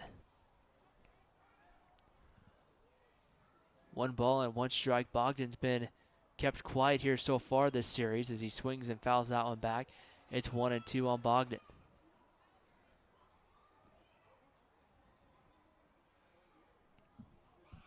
Hitting .319 on the season, 22 hits so far in 69 at-bats here for Utah Valley. 5 of those 22 hits being extra base hits. 1 ball and 2 strikes to count on Grayson Bogdan, the senior out of Riverton, Utah. Ready to go. The 1-2 pitch. Blocked in the dirt for ball two. 2 balls and 2 strikes. Cooper Hummel quickly having to pop up as to make sure that Stone Ramsey wasn't going to try to go anywhere. Bogdan has played a lot in all 3 of his years here at UVU. Played second base his sophomore year, then made the switch over to short. 2-2 pitch. Bogdan swings, hits that one to right. That's going to fall in front of Lee. It's going to stay fair. Bogdan digging hard for 2. He's going to get there. It's a relay throw cut off. Coming in now, and they're going to have Ramsey cut down between second and third. Here comes Ramsey trying to score. He dives, and he is out at home plate. Stone Ramsey just tried to have a foot race to the plate. He dove and didn't quite come up with it. But Utah Valley scores 4 here in the inning. It's 5-0 Utah Valley here on WolverineGreen.com.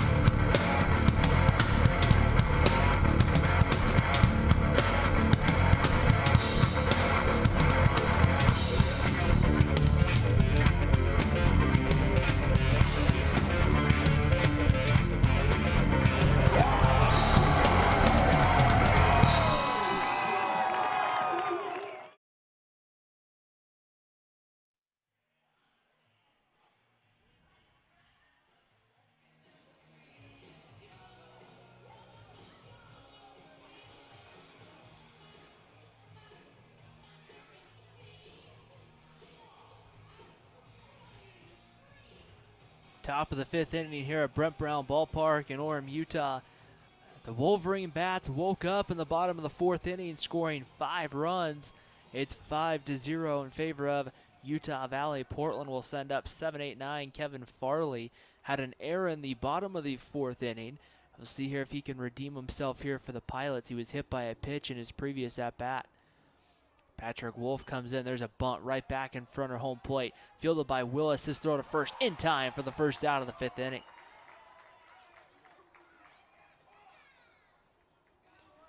So with 1 out, that will bring up the third baseman, Matt Kelly. Kelly was walked back in the 3rd inning and then was stranded on at 3rd when the Portland Pilots really looked like they had a good threat going, trying to get something going to see if they can get a couple runs on the board. Patrick Wolf, at the time, the bases were full of Pilots. He gets a strikeout and then gets Caleb Whalen to line out to end the inning. Pitch is going to be high for a ball. In fact, I think we have a pinch hitter. We do. It's number 12, Dan Whitaker, is going to come in to pinch hit here. Whitaker will hit from the right side, so he'll step in for Kelly as the 1-0 pitch about to come home to Whitaker. Whitaker takes that one on the inside corner, called strike.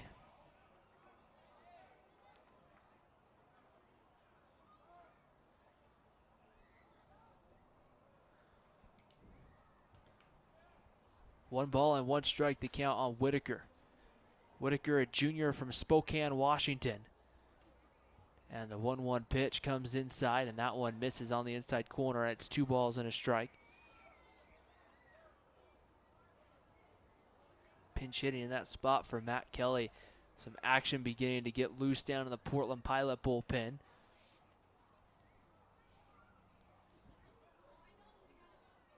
Two balls. A long discussion was going on between Tom and Yaga, the catcher, and then the pitching coach, Greg Swenson. That one on the inside corner for a called strike.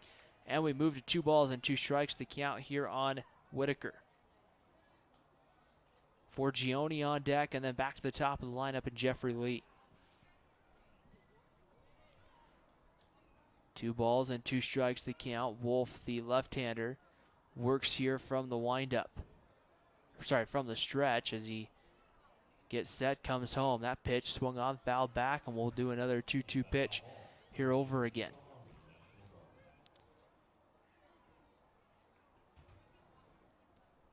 Whitaker's first plate appearance of the series did not play in last night's ball game, as he'll stand in here from the right side. So 2 balls and 2 strikes the count, ready to go. Wolf kicks, delivers. That pitch high, ball 3. And the count runs full, 3 balls and 2 strikes here on Dan Whitaker. Michael Forgione in the on-deck circle.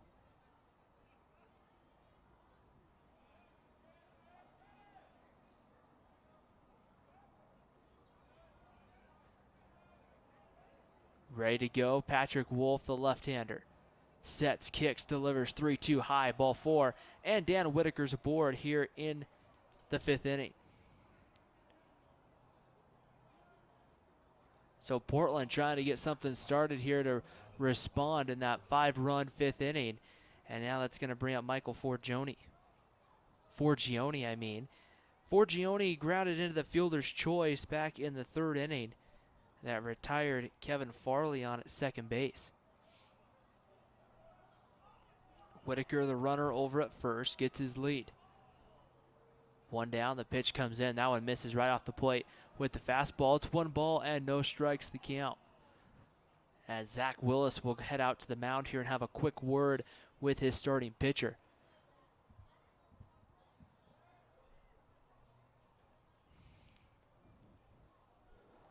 Right now, Patrick Wolf has pitched pretty well. The only real time Portland's gave him some trouble is that 3rd inning, and that really wasn't a lot of trouble with hits. That was more walk and hit batsmen that really kind of struck Patrick Wolf. There's the 1-0 pitch in there at the knees for a called strike, and it's 1 ball and 1 strike to count.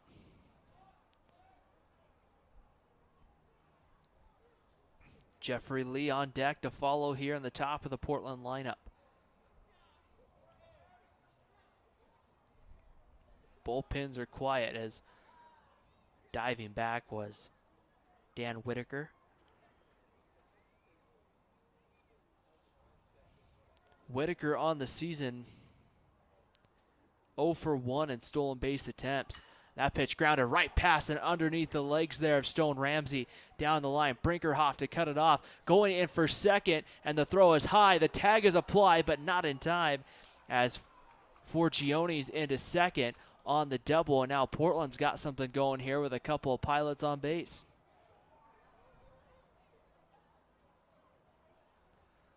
It was a hard hit ball right there, the second hit for Portland tonight, and that was a good try by Stone Ramsey right there, but the ball was just hit so hard, and Ramsey was playing about a few steps in from where he would typically play, so his reaction time wasn't even as quick. He had to try to make that play immediately, and he just couldn't quite do it.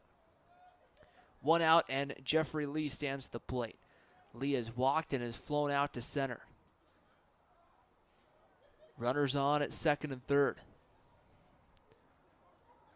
And the pitch on its way right on the outside corner. And that one missed for the ball. 1 ball and no strikes to count.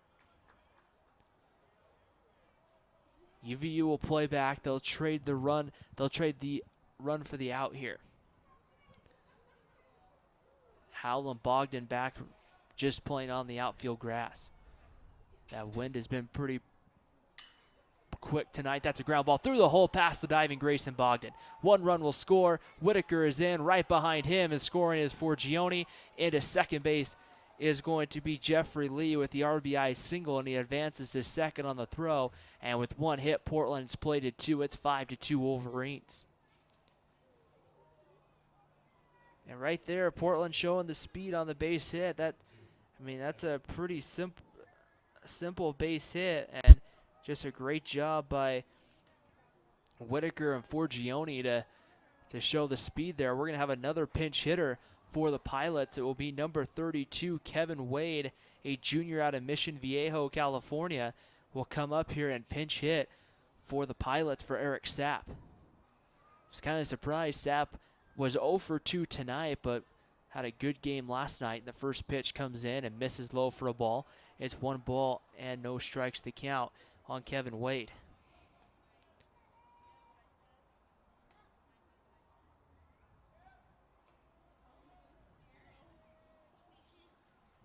Here in the 5th inning, Wade ready to go. The pitch swung on and missed, and it's 1 ball and 1 strike. And just after the 2-run single by Jeffrey Lee, that's going to bring up action in the bullpen. The right-hander starting to get loose once again for Utah Valley. 1 ball and 1 strike to count on Wade. The pitch missed that one for a ball, and it's 2 balls and a strike. Once again, the walk that Patrick Wolf allowed, he's allowed 3 tonight, and Dan Whitaker was one of the 3. And the walk that he allowed came around to score. The Pilots have left 3 men on base. And the 2-1 pitch is going to be rolled right to third. Ramsey will check the runner back. Here's a throw over to Gothberg. They got 1. The snap throw back to third, but sliding under the tag safely is Jeffrey Lee. And there's 2 outs here in the inning. So Jeffrey Lee had to wait until Ramsey made the throw. The minute that Ramsey made that throw, Lee went down to Lee headed for third base. Gothberg made a good throw, but just didn't make it in time. And now that brings up Caleb Whalen. Whalen's last at bat in the 3rd, he hit a hard ball right to third. I mean, probably one of the hardest hit balls we've seen in the series. And I would put it right up there with Grayson Bogdan's that he hit last night right at third. But Stone Ramsey just made the great defensive play. This time, Ramsey tries to dive, couldn't come up with it, down the line to the left field corner. Whalen's helmet comes flying off as it's bobbled by Brinkerhoff, and now the relay throw will come in. That will hold Whalen to an RBI double, and it's 5-3. Just like that, the Pilot bats seem to be waking up as they've added 3 here in the top of the 5th inning.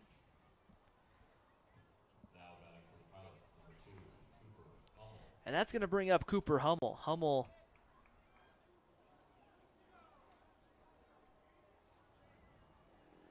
Hummel is 1 for 2 at a single, and his last at bat flew out to Mark Kruger.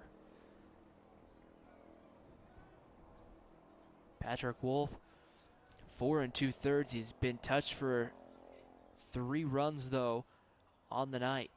Only has given up 4 hits. And the pitch misses away with the fastball. 1 ball and no strikes to the count. The right-hander trying to see who that is down there getting loose.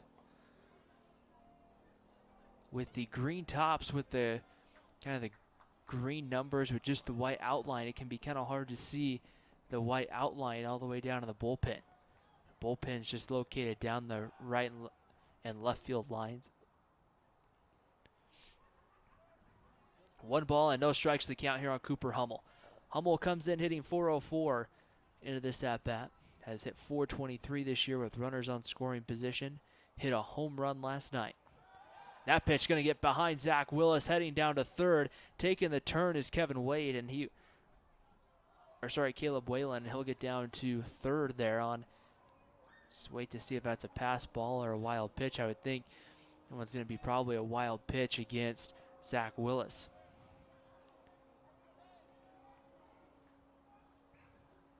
Now the shift will come on. They'll move Trevor Howell almost right behind the second base bag. Grayson Bogdan deep into the hole. Big hole on that right side. It will be a wild pitch against Patrick Wolf that allows Whalen to get down to third. 5-3 Utah Valley, top of the 5th inning.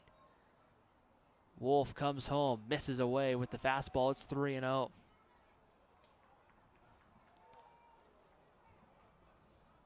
Hummel, the switch hitting catcher out of Lake Oswego, Oregon. We've seen him from both the right side in this series and the left. We've seen him a little bit more from the right because the 2 left-handed pitchers have both started in the ball game. And the 3-0 pitch right over for a called strike on the outside corner. It's 3-1 the count here on Cooper Hummel, so Hummel should get a good fastball here. Bottom half of the inning, Zach Willis, Mark Kruger, Spencer Gothberg, the same part of the lineup that got that 5-run 4th inning going for Utah Valley.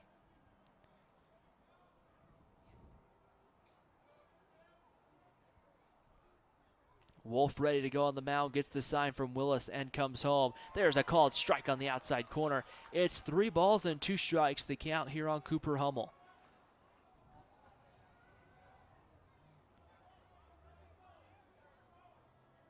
Hummel ready to go as he comes set on the mound.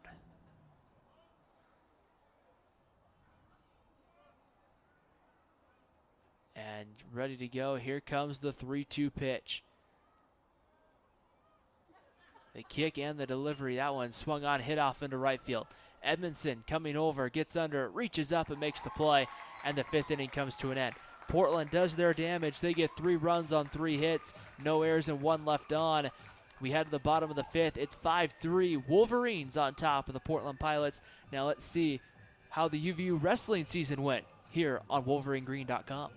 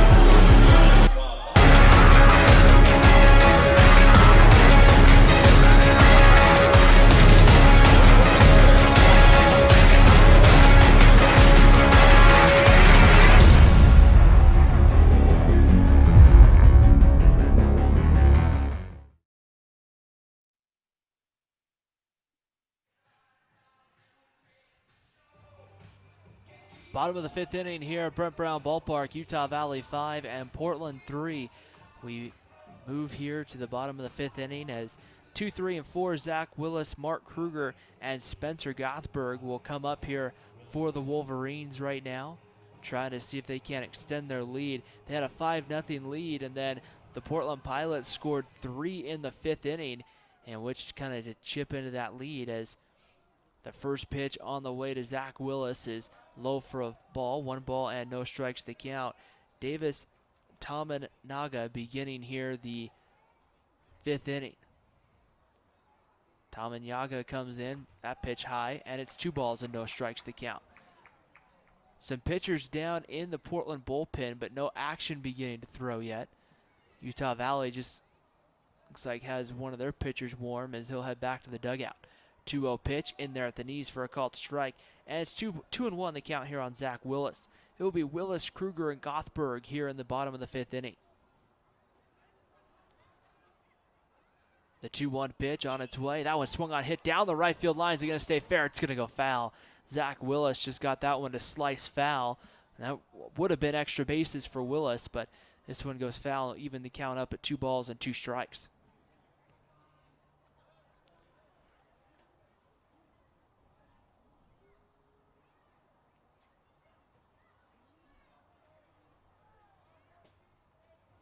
Ready to go, and the delivery comes home. Willis swings and misses, strike 3, and that is strikeout number 4 on the night for Davis Tamanaga for the University of Portland.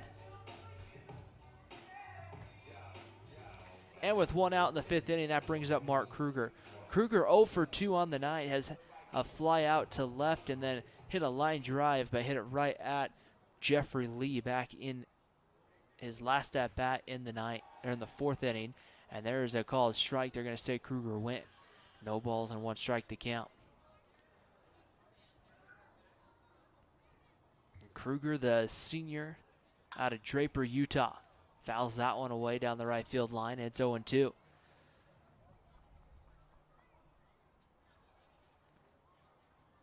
Kruger will look down, get some direction from head coach Eric Madsen in the third base coaching box. Stands back in. The shift is on. The second baseman playing in the hole. The first baseman guarding the line. That one high and tight for a ball as Kruger has to hit the deck. It's 1-2.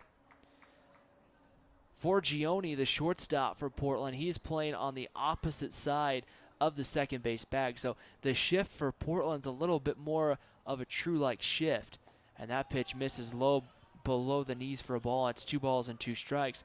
Utah Valley has shifted as well, but they've never had the shortstop Grayson Bogdan or Trevor Howell on the opposite side of the field as Forgione is, and even Caleb Whalen in center is playing well towards right center field. And Kruger takes that one, bounces it up the middle. It's going to go off the glove. Forgione's going to get it, but he's not going to have a throw, and that should be a base hit for Mark Kruger, and it will.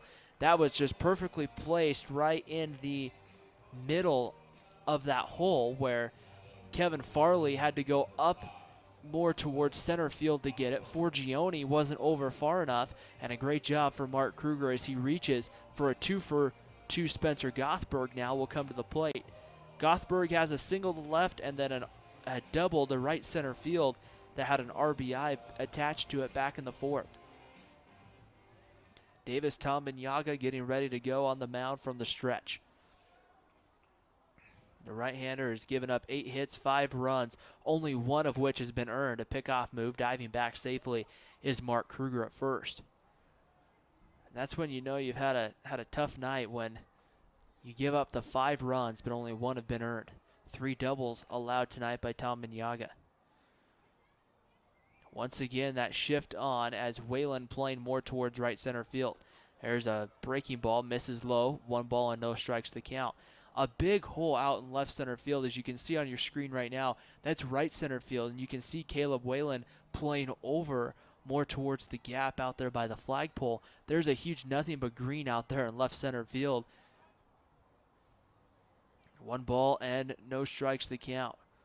Kruger gets his lead. Now he'll be looked back to first, and he'll be back standing. Tominyaga only right now 85 pitches so far, through 4 1/3 innings. Pickoff move and the throw, and Kruger dives back safely underneath the tag. So there's right center field. Let's just go, yeah, right there, and you see right there where the center fielder Whalen's playing. 1 ball and no strikes the count. Kruger gets his lead over at first.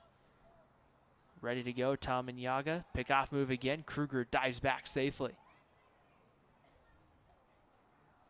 Tominyaga very concerned with Mark Kruger. Kruger 0 for 1 this season, has some speed. Known in the past not to be the biggest base stealer for the Wolverines, but Coach Eric Madsen will put him in motion from time to time, and Gothberg's a pretty good hitter, and with that big hole on the right side, now Kruger goes, swings and misses, but Cooper Hummel has a hard time on the transfer, and Mark Kruger will steal second base. So credit Mark Kruger with his first stolen base of the year. He's now 1 for 2. And now with 1 away, Utah Valley once again with a man in scoring position as Gothberg will come up. Well, Gothberg will remain at the plate, and he'll have a 1-1 count. Now the infield is going to play back at a normal depth here, no shift on. And the pitch, breaking ball, Gothberg to third, knocked down, fielded cleanly. The throw across the diamond is going to be in time for the second out of the inning. A great diving play by Dan Whitaker, and that will be the second out of the inning. Mark Kruger has to hold at third base, so we should say a couple of defensive changes for you as Dan Whitaker comes in the game. He hit in the top of the inning, will stay in at third base. And the other change, Wade will stay in the game over at first base. So now with 2 down, 1 runner on out at second base. And now Craig Brinkerhoff comes to the plate. Brinkerhoff has a single and a run scored and went down on strikes back in the second. Kruger gets his lead, the pitch. Brinkerhoff takes that one low for a ball. It's 1 ball and no strikes to count. Brinkerhoff had that single in the 4th inning and later came around to score for the Wolverines later on in the inning. 5-3 Utah Valley, 2 outs, bottom of the 5th inning. Thanks for joining us here on a Friday night for Wolverine baseball. Game 3 of a 4-game set coming up tomorrow night, 6 p.m. first pitch. Pitch high with the fastball. It's 2 balls and no strikes here to Craig Brinkerhoff. Paul Estrada will follow here if Brinkerhoff can extend the inning. As Cooper Hummel will go out and have a quick word here with his starting pitcher.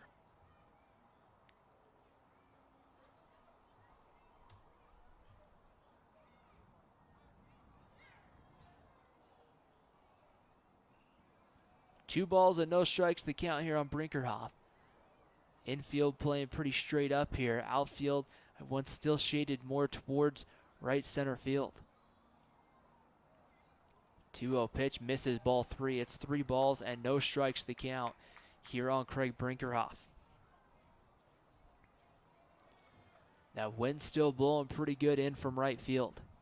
It's been blowing pretty much, I know, since I got to the ballpark earlier this afternoon. Just has seemed to be pretty steady.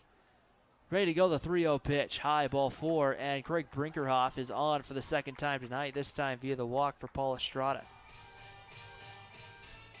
So Estrada had an RBI single in the 4th inning, and later came around to score a run in that 4th, and then Estrada went down looking for a strikeout back in the 2nd inning. So now a couple of men on with 2 outs, looking for a clutch 2-out hit.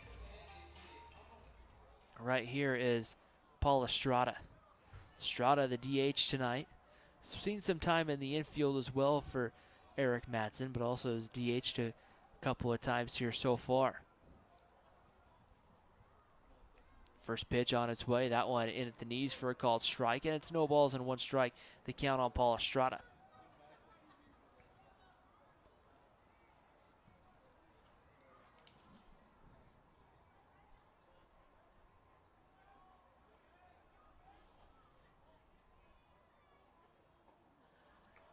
Ready to go with the 0-1. That one misses ball 2, or ball 1. It makes the count 1 ball and 1 strike.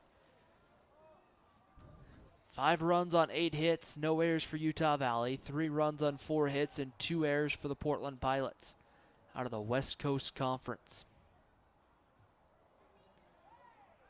1 ball and 1 strike to count, ready to go. The delivery, and Estrada swings and fouls that one back. And we'll have a 1-2 pitch coming up.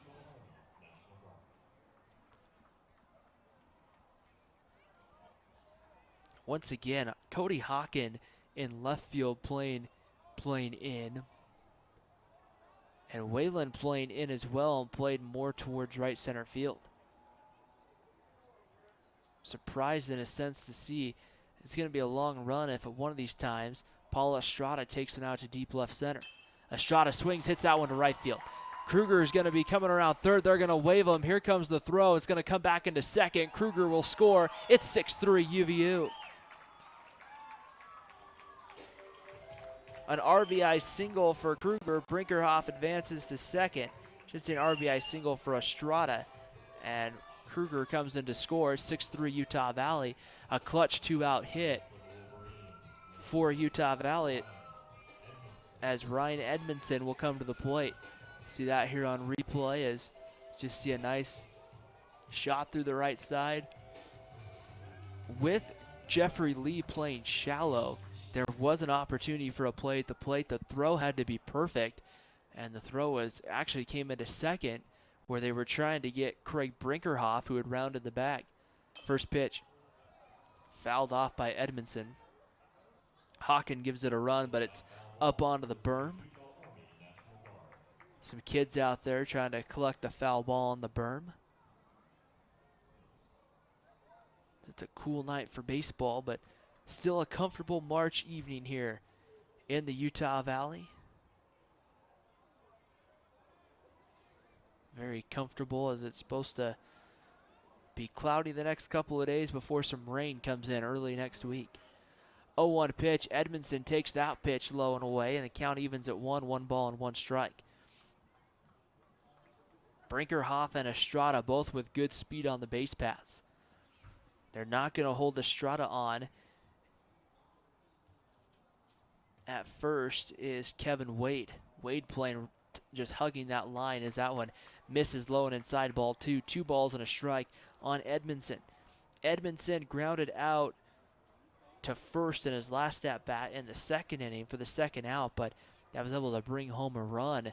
So he had the RBI, and then back in the 3rd inning, he flew out to center. Hit a ball pretty well. That ball that he hit out to center field, Waylon had to go back on it, but just couldn't but Wayland just found a way to get to it. The 2-1 pitch. Edmondson goes this one, takes this one to left. Hawkins going to give it a look, but it's going to be up onto the berm, foul, and it will be 2 balls and 2 strikes. So you have to give, in this situation, you have to give Edmondson credit, working the count, making good contact, just hasn't been able to keep one in play here in the early going. 2 balls and 2 strikes the count. New baseballs delivered out to our home plate umpire. That was one of Coach Eric Madsen's children, ran the baseballs out to the umpire here. 2 balls and 2 strikes. The kick and the delivery come. Edmondson grounds that one up the middle to second. The only play is going to be first, and Edmondson got him at first. I thought Edmondson had beat it out. Farley kind of had to hold on to it. In fact, that's a new second baseman. Had to kind of hold on to it before he made the throw.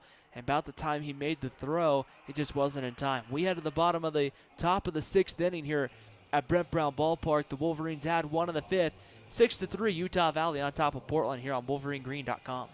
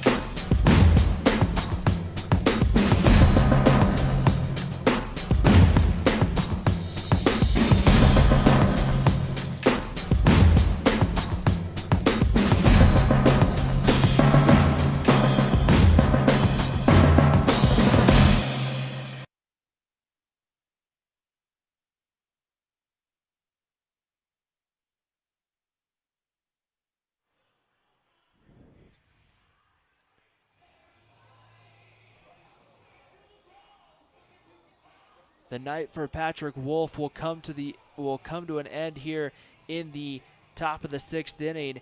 And Patrick Wolf, a great outing for him, as we'll get the final line here on Patrick Wolf. 5 innings, 4 hits, 3 runs, all of which were earned. He walked 3 and he struck out 3. Faced 22 batters. Not a bad ball game, as he will give way to number 19, Evan Fresquez, the sophomore out of Las Vegas, Nevada, a junior college transfer from Mesa Community College. And he will get the first hitter will be Ryan Barr, number 8. Barr, the designated hitter, is 0 for 2 on the night. No defensive changes here for Utah Valley. 6-3 Wolverines, top of the 6th inning here on Wolverine. Game 2 of a 4-game set, and swinging first pitch, Barr grounds it right to Trevor Howell. Throw over to first in time for the first out of the 6th inning. So a 4-3 put out, and that brings up Cody Hawken. Hawken flew out to left and grounded out to the third baseman, Stone Ramsey, in his most recent at-bat. And now Zach Willis will go have a quick word with Evan Fresquez. Let's go ahead and check the numbers here on the season for Fresquez. Fresquez making his 4th appearance, 2 innings on the season, 2 runs and 2 hits allowed. Both those runs have been earned. 3 walks and 1 strikeout. That one's going to be hit right back. Fresquez trying to make the throw. He throws it past Gothberg. Right there to back it up is Willis, and safe at first is Cody Hawken on the hit there, as that was a tough play there by Fresquez, and Hawken is on, and he's going to actually be awarded second base. You're going to say the ball got out of play, so Hawken will go to second base, and Dave Carter, and it looks like the trainer for Utah Valley, going to go out and have a quick word here, as is Zach Willis, and you hate to see it because really that's only Evan Fresquez's second pitch of the ball game. You hate to see any injury to him here, but Dave Carter doing probably the smart thing, is that one came right back to Fresquez here, and see, maybe we can see a replay on that here during the break here, just to see what that chance here. It looks like everything's good. Fresquez is going to be given, I think, permission to throw a couple here just to make sure it's okay. Dave Carter seems pleased. He'll go right back to the dugout here, and he'll get the okay, and we'll be good to go. So Fresquez, Hawken will reach on the hit, on the single, and he'll go to second on the ball going out of play. So now Ryan Posez is going to come to the plate. Posez on the season is 0 for 8 as he'll stand in here.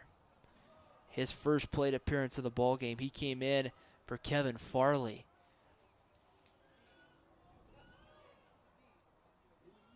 Fresquez will take a step off the mound here.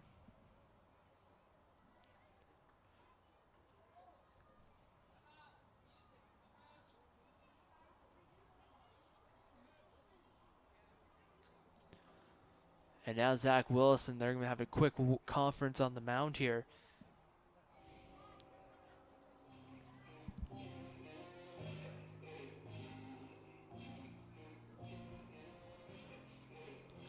Pozos will be the hitter here.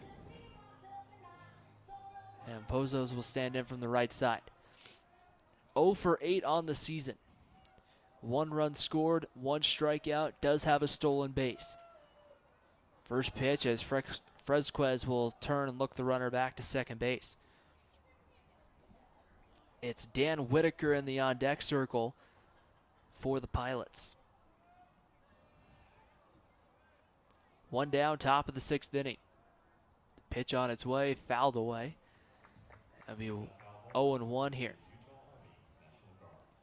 No idea yet who the starting pitcher for tomorrow will be for Utah Valley. A couple of ideas would be Caden Schmidt maybe. The other option could be maybe a Jake Mayer as well.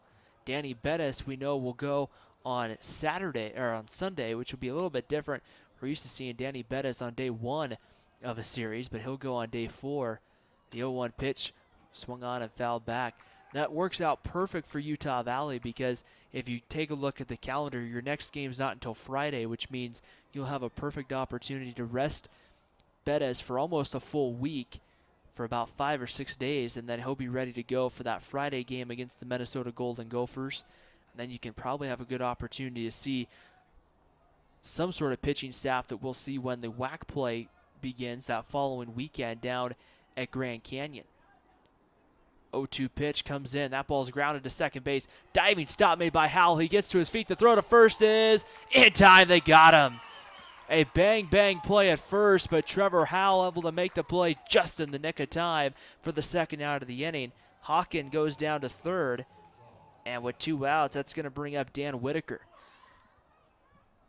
Whitaker had an at-bat earlier in the ball game and walked, but then he came around to score. Watch out for his speed. He showed that last inning, going from first to third on the Forgione double.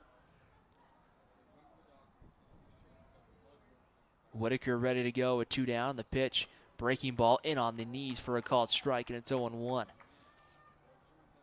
Whitaker, the new third baseman for the Portland Pilots. Time called here. Fresquez has to tie his shoelace.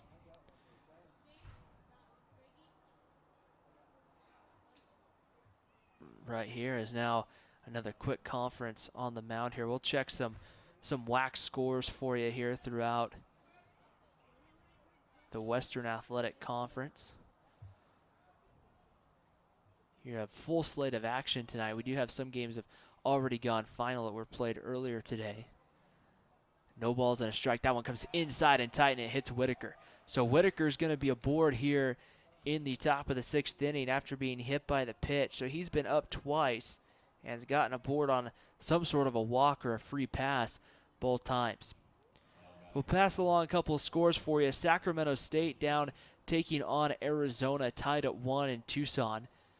University of Texas Rio Grande Valley leading Arlington Baptist 3-0. That in the top of the 5th inning. Michael Forgione will now step in with 2 outs here for Portland. Watch Whitaker over at first base. Fresquez set on the mound, comes in. First pitch, that breaking ball that sits beautifully on the inside corner for a called strike, and it's 0-1. Grand Canyon, they're at home taking on Cal Poly, and right now the Mustangs of Cal Poly have a 3-0 lead over Grand Canyon. Some finals, Seattle beat Minnesota 13-3 as the 0-1 is over for a called strike, and it's quickly no balls and 2 strikes. Illinois, Chicago defeating Chicago State 5-0. That one was a final as well. San Diego defeating New Mexico. That was played actually in Waco at the Baylor baseball battle.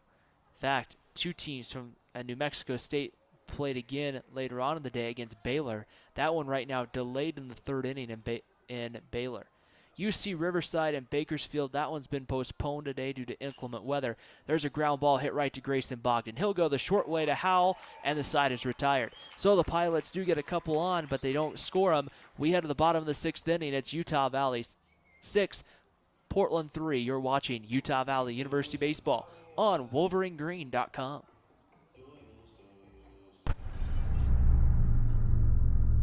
Yeah. All day.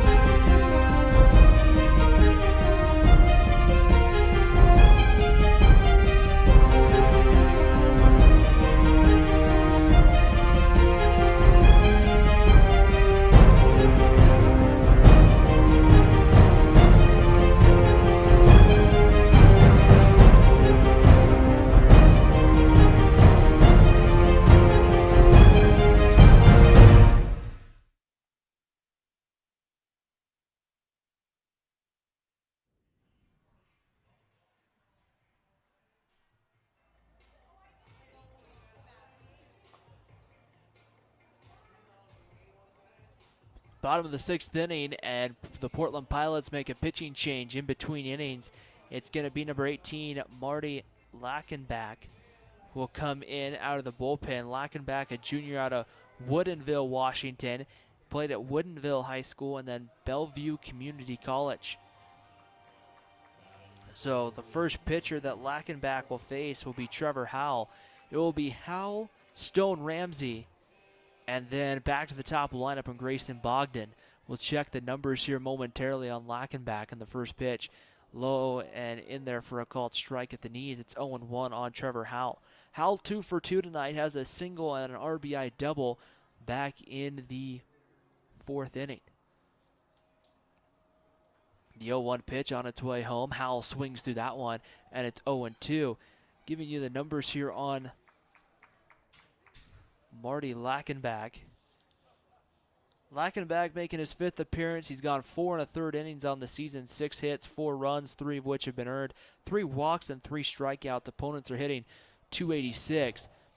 As that pitch is fouled away, it'll be 0-2. Lackenbach is 2-0 though on the season with a 6.23 ERA right here. So the kid out of Bellevue Community College takes over here in the 6th inning. The wind of the delivery of the 0-2 pitch, swung on, grounded to third, fielded cleanly there by Whitaker. He'll throw across the diamond in time for the first out of the 6th inning. So Trevor Howell retired for the first time tonight, and that brings up Stone Ramsey. Ramsey struck out back in the 3rd and then reached on an error in the 4th for Utah Valley, getting the start tonight at 3rd base. We've seen a lot of Jeff Aarons there, and also Jordan Schlehuber in the past. But right now it's been Stone Ramsey tonight.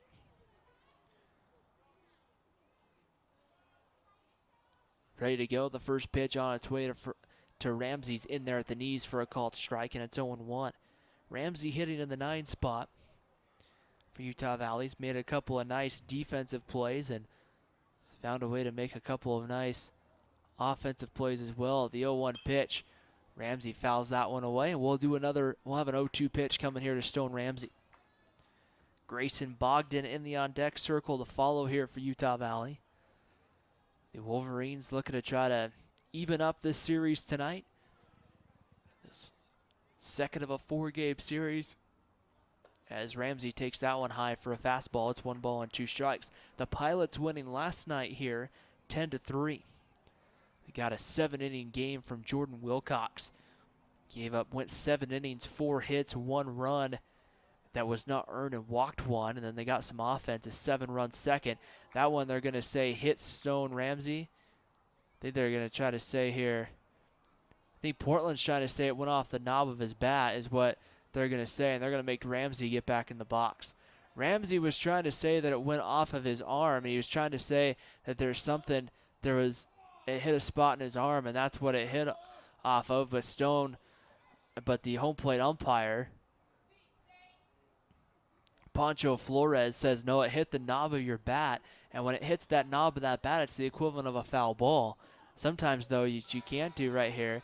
And now Stone Ramsey going to explain it to his coach and to his hitter. Now they're going to change the call, and Pancho Flores is going to award him first base. And now out comes Jeff Loomis, the head coach for the University of Portland, and Stone Ramsey's going to head to first.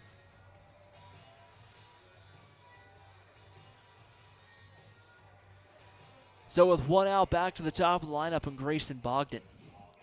Bogdan had a double in the 4th, a fielder's choice in the 3rd, and then hit a hard liner right to the 3rd baseman, Dan Whitaker. A long conversation going on here between Pancho Flores and Dan Whitaker. Sorry, not Dan Whitaker, but Jeff Loomis. Dan Whitaker, the 3rd baseman for Portland, just kind of standing out. The whole Portland infield is kind of waiting along here, and now we'll get back to playing baseball. Grayson Bogdan will come in. More baseballs will come out to our home plate umpire. Grayson Bogdan has a double hit into a fielder's choice and hit a hard liner right at 3rd, but the 3rd baseman happened to be standing right there to make the catch. Bogdan ready to go. The right-hander, Marty Lukenbach, on the mound.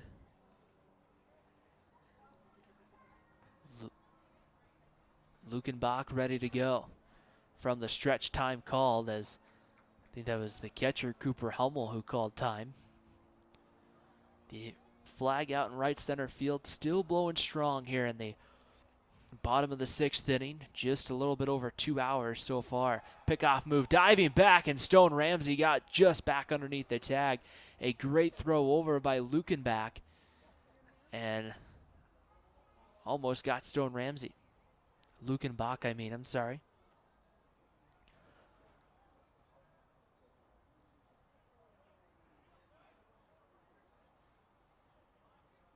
Lukenbach ready to go on the mound, looks in and comes home. That one right on the outside corner for a called strike, and it's no balls and a strike. Right now, Utah Valley, green tops and white pants. Portland in the purple tops and the gray pants tonight. No balls and 1 strike to count. Pickoff move, diving back safely again was Stone Ramsey. Another great, quick, hard look over to first, and Stone Ramsey had to kind of scramble, but was able to dive back in time. Grayson Bogdan hitting .329 on the season. Has made 16 starts, I believe all of them being in that leadoff spot for Utah Valley. Bogdan, the team lead in home runs this year. There's a swing and a miss by Grayson Bogdan. He was trying to hold up, but then got the bat head so far out by the time he stopped, he was already over, and it's quickly no balls and 2 strikes to count on Grayson Bogdan. Bogdan stands back in the box, ready to go. Zach Willis on deck for the Wolverines. Get you the final numbers here on our starter as Bogdan fouls that one back. Giving it a look, but it goes foul there. It was Wade. Our starting pitcher tonight, Davis Tamanaga. Tamanaga, the right-hander, goes 5 innings, allows 9 hits. 6 runs, but only 2 of them are going to be credited as earned runs. Walked 1, and he struck out 4. Here's Bogdan, hits that one deep out of the gap. Whalen running over, and he's going to run under it for the second out of the inning, and acting like he was going to attack, but he'll hold over at first base is Stone Ramsey for the second out of the inning. It's a ball that just looked like it was hit hard off the bat, but then it was just one of those balls that just kind of died out there. I think maybe the wind kind of brought that down quicker, but then also the speed of Caleb Whalen in center field able to run that down. And with 2 outs, that brings up Zach Willis.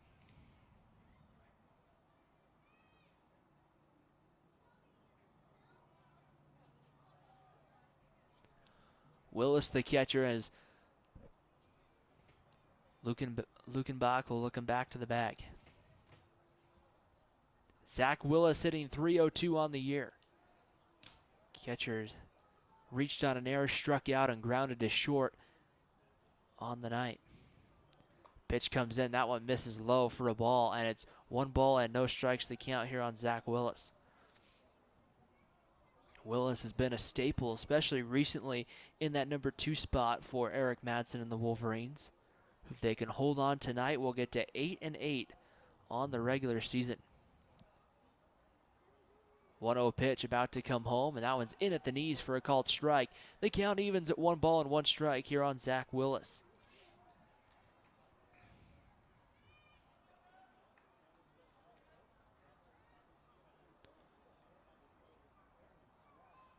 So again, Portland ready to go.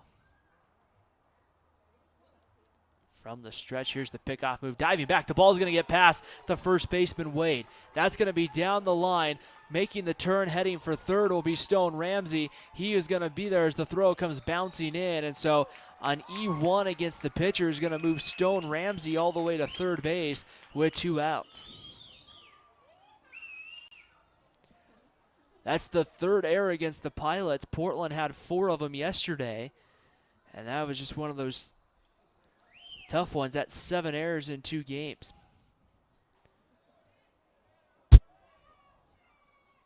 West Coast Conference had some other games going on today as well. The 1-1 pitch breaks away for a ball. A couple of ones that might be of interest to UVU fans. BYU beating Niagara 14-10. And a couple of the other opponents. Santa Clara plays later tonight. St. Mary's takes on the University of Utah. That one out in Moraga. The 2-1 pitch comes in. That one right on the outside corner for a called strike. But the big one, San Francisco playing number 4 Oregon State, 2 teams that UVU has seen already this season. Other than that, not really any other scores really relevant to UVU outside of the WAC. 2 balls and 2 strikes the count. The kick and the delivery swung on and grounded to short. Fielded by Forgione, his throw to first in time to retire Zach Willis, and the side is retired. Utah Valley able to find a way, though, to get one on. Stone Ramsey was hit by a pitch, and he stranded at third. We have played 6 here at Brent Brown Ballpark. Utah Valley 6, Portland 3. You're watching Wolverine Baseball on WolverineGreen.com.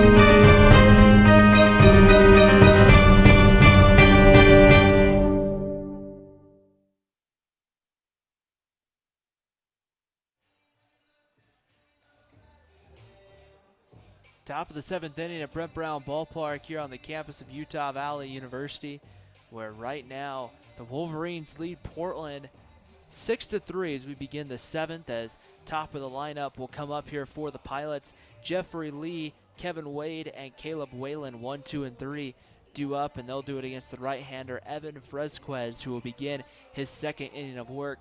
Fresquez gave up the 1 hit early on, but other than that was able to quiet the bats of Portland.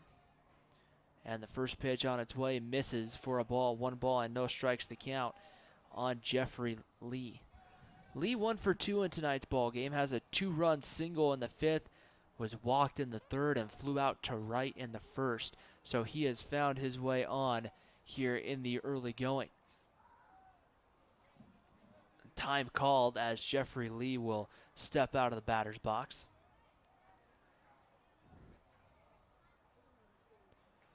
As the 1-0 pitch is over for a called strike, and the count evens at 1 ball and 1 strike. A left-hander beginning to get loose in the UVU bullpen. Believe that might be Marco Briones. And also looks like a right-hander will begin to work. This might be a situation tonight we might see Kyle Valgardson for the first time at home, as that one fouled away here by Lee. And the count moves to 1 ball and 2 strikes, the count here on Jeffrey Lee.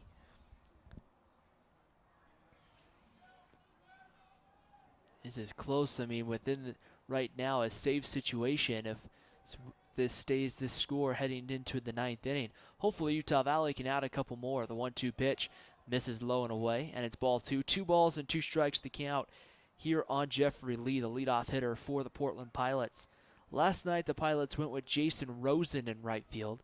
Jeffrey Lee ended up coming in defensively in that one, but didn't have an at-bat. The 2-2 pitch swung on and missed, strike 3. Evan Fresquez gets his first strikeout of the night and 1 away here in the 7th inning. First strikeout for Fresquez, and now Kevin Wade will come to the plate. Wade has grounded out in his only at-bat here of the ball game. He grounded out right to 3rd. So with 1 away here in the 7th inning, Wade will come up. Shift on as right now Stone Ramsey and Grayson Bogdan play deep in the hole as the first pitch a called strike. And it's no balls and a strike here on Kevin Wade. Wade, the junior out of Mission Viejo, California. Come in, a lot of these guys on Portland made up out of players out of California, Oregon, or Washington. A 1-hopper right to Trevor Howell. He's right there and makes the throw in time for the 2nd out of the inning. Couldn't have been positioned more perfect on that one. Trevor Howell, I don't even think had to move it all, just had to basically move the glove to where the ball was and make the easy throw to first, and that's exactly what he did. And with 2 outs, Caleb Whalen will come to the plate. Whalen had an RBI double back in the 5th inning, lined out to 3rd, and then went down on strikes back in the 1st as the crowd gets excited here for this 2-out batter and Caleb Whalen. First pitch, Whalen takes that one on the inside corner for a called strike, and it's 0-1. Whalen is the, I guess you could say it, the defending West Coast Conference Offensive Player of the Week for his week he had against UC Riverside. He had a tremendous series there, and that one swung on and missed. It's no balls and 2 strikes the count here on Caleb Whalen. We talked about it a little bit in last night's ball game. But boy, Caleb Whalen just had one of those games. He was the reigning West Coast Conference position player. He hit .462 last weekend, 3 doubles, a home run, scored 4 times, and that one misses off the plate with the fastball. It's 1-2. He went ahead and scored 4 times, had 5 RBIs, was 2 for 2 in steals. Boy, one of those things right now that had a great opportunity to kind of see what the Pilots could do here. He's trying to get something going. Whalen swings, lines that one into the bullpen down there. McKennon Jarvis and another one of the catchers down there, and just kind of see how they could catch that line drive there, but it goes foul, and it's 1-2.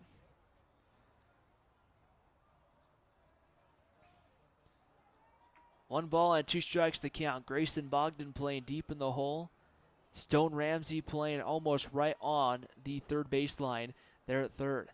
The 1-2 pitch rolled foul. This one back over by the UVU dugout. Will kick up over to the bullpen, and we'll be ready to go again with the 1-2 as they'll throw the ball up into the crowd for the kids. A lot of kids hanging out on that berm tonight. The berm here at Utah Valley, if you've never been to Brent Brown Ballpark, starts just past the third base dugout. Will go all the way out to left center field. The 1-2 pitch swung on and fouled away. It looks like Zach Willis couldn't quite hang on to the ball here. In fact, I don't know if that's the ball from the bullpen, or I think it might have been fouled away now that I think of it. Nonetheless, it's 1-2, and we'll have another pitch coming to Caleb Whalen. Portland with 3 runs on 5 hits and 3 errors. Those pilot errors have been huge in this one. Utah Valley 6 runs on 9 hits and 1 error. 2 outs in the top of the 7th inning. The kick and the delivery comes called. Strike 3, Whalen down on strikes. Evan Fresquez gets his second strikeout of the inning, and the side is retired. It's time here at the ballpark to stand and stretch. It's Utah Valley 6, Portland 3. You're watching Wolverine Baseball on WolverineGreen.com.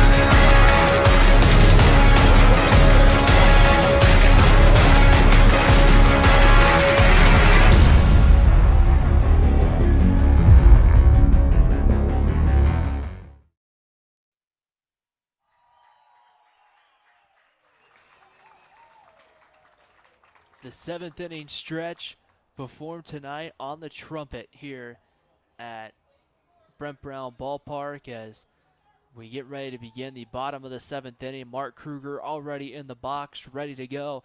It will be Kruger, Gothberg, and Brinkerhoff. 3, 4, and 5 coming up. And Mark Kruger pulls back the bunt for a ball, and it's 1 ball and no strikes to count. Action continuing to go in that Utah Valley bullpen. The lefty and the righty continuing to get loose down there.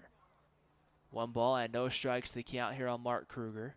Kruger hitting .306, 1 for 3 on the night. Lays down a bunt down the third baseline. Going to be a tough play. Barehanded the throw, not in time. Kruger safe. Dan Whitaker had to charge that. He was playing already with the shift on. He was playing closer, more of kind of a shortstop position. And right there,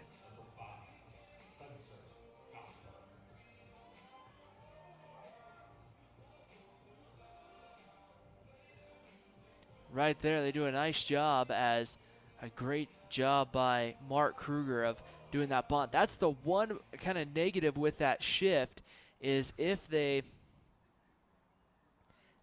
you can position the baseball just right, like Mark Kruger did on that bunt, you're going to have a base hit almost every time. That one misses away with the fastball. 1 ball and no strikes to count. Does a nice job there. Just a great job by Kruger of making sure that puts the bunt right in the right spot, and he's on. So here's Spencer Gothberg, 2 for 3 on the night. A couple of singles to go along with a ground out to third. That would pitch high. It's 2 balls and no strikes to count. Cooper Hummel, the catcher, will go out and have a quick conversation with Marty Lukenbach.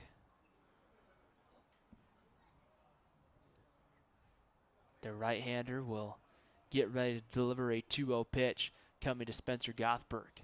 Gothberg, with those 2 hits tonight, able to bring his batting average up. It was .250 coming into the ball game. He moved it up to .273. The 2-0 pitch on its way. High ball 3. It's 3 balls and no strikes to count here on Spencer Gothberg. Zach Willis, Ryan Edmondson, and Stone Ramsey, the only Wolverines tonight that don't have a hit. Wolverines have pounded out 10 of them throughout the ball game. The 3-0 pitch about to come. That one missing away, ball 4.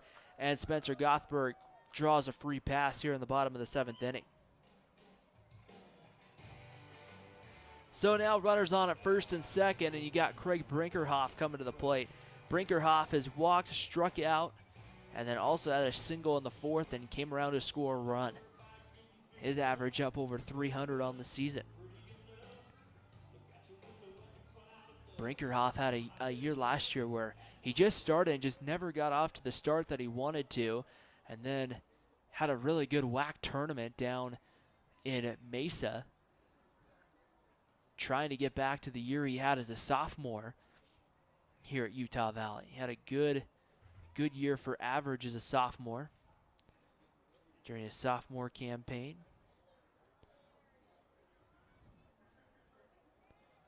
But right now, just trying to get everything going. The senior out of Kanab, Utah, stands in from the right side. Runners on at first and second. The first pitch, a breaking ball. It sits in at the knees for a called strike. As a sophomore, Brinkerhoff hit .295 with 6 home runs. Had a team-high 21 doubles to go along with 4 triples. Drove in 40 runs and played in 53 ball games. Led the WAC in the doubles as well. He ended up hitting .299 last year as a junior. Brinkerhoff swings through it, and it's 0-2 here on Craig. But he got off to such a slow start early on in the year. Home runs and RBIs went down as well. Had 44 hits on the year and hit .364 against left-handed pitching last year. Had a really good year. I think the impressive thing, he hit .360 in WAC play. Had a really good season against his competitors in the WAC. 0-2 pitch about to come home. That pitch low, and it's 1 ball and 2 strikes the count.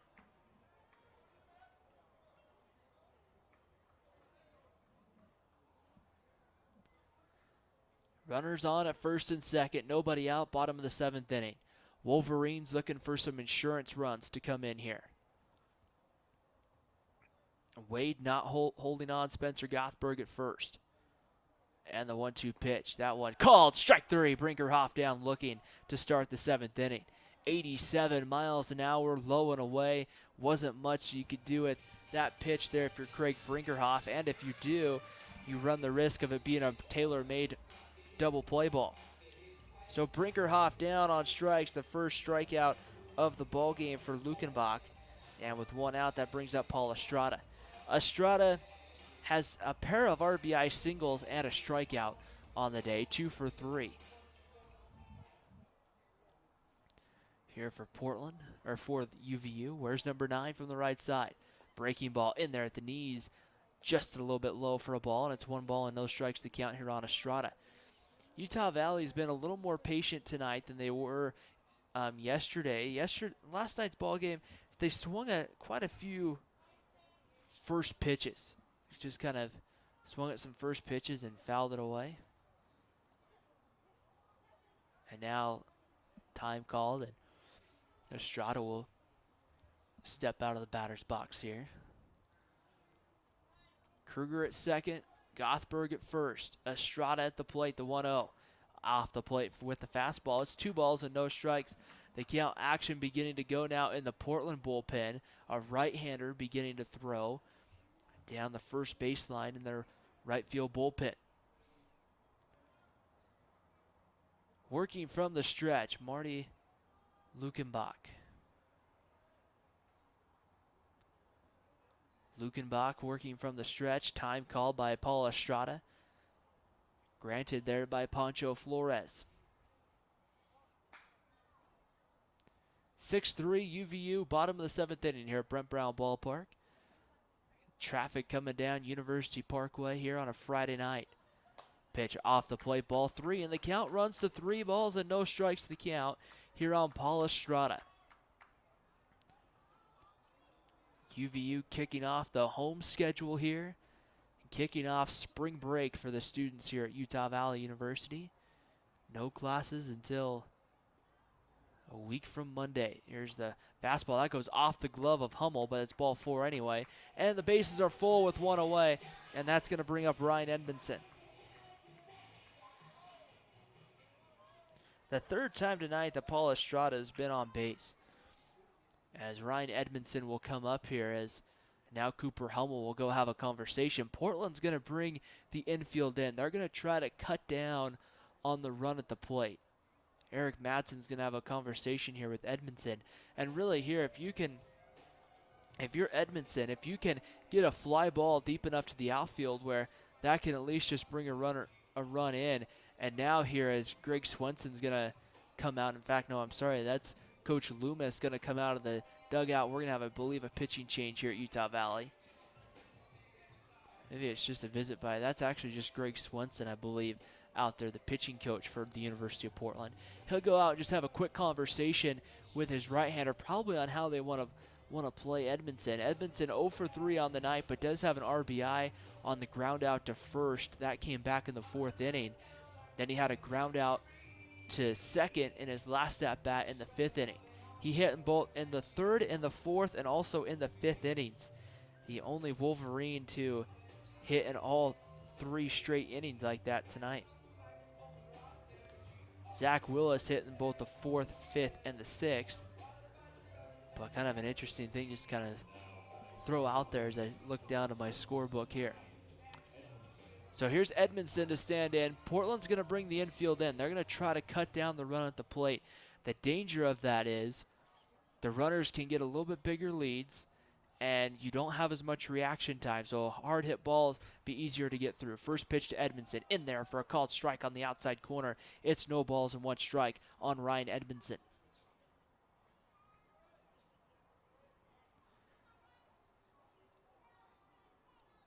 Running over at third, it's Mark Kruger. Gothberg at second. Estrada over at first. Good speed on the base pass. Something the gap might clear him, and that one high and tight. Edmondson able to turn out of the way, and the count evens at 1 ball and 1 strike. Outfield all pretty straight away. Hawken, Whalen, and Lee all playing pretty straight away. Maybe Whalen shaded a little bit more to left center field. Big hole out there in right center if Edmondson can pull one. 1-1 pitch, that one in there at the knees, called strike. It's 1 ball and 2 strikes the count here on Edmondson.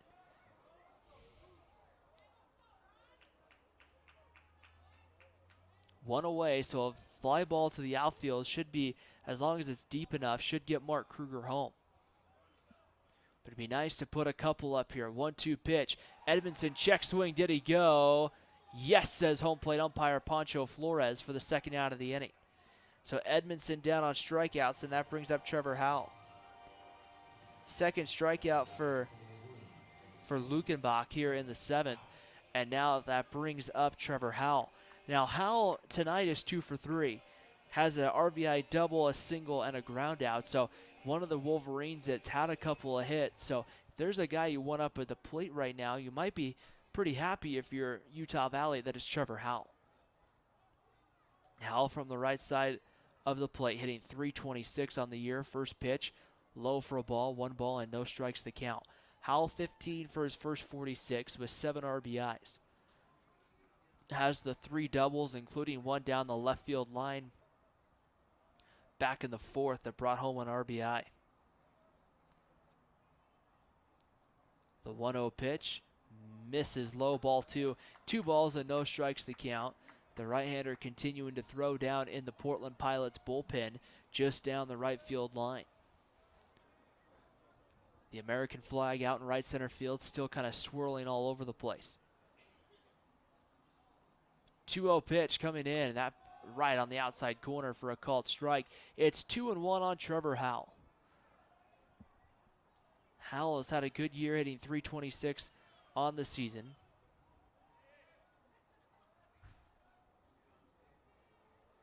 Ready to go. Here's the 2-1 pitch. Kick in the delivery. Howell made good contact but fouls it away. The count evens up at 2 balls and 2 strikes. In the 8th, Portland will send up Cooper Hummel, Ryan Barr, and Cody Hawken coming up here in the 8th inning. The Pilots will have some work to do, as I would imagine there's a good chance we might see Kyle Valgardson tonight. 2-2 pitch, breaking ball called, strike 3, and Lukenbach will strand the bases loaded. back-to-back strikeouts with the bases loaded and less than 2 outs, and Lukenbach comes up with back-to-back Ks. We've played 7 here from Brent Brown Ballpark at UVU, and it's the Utah Valley Wolverines 6, the Portland Pilots 3. You're watching Wolverine Baseball on WolverineGreen.com.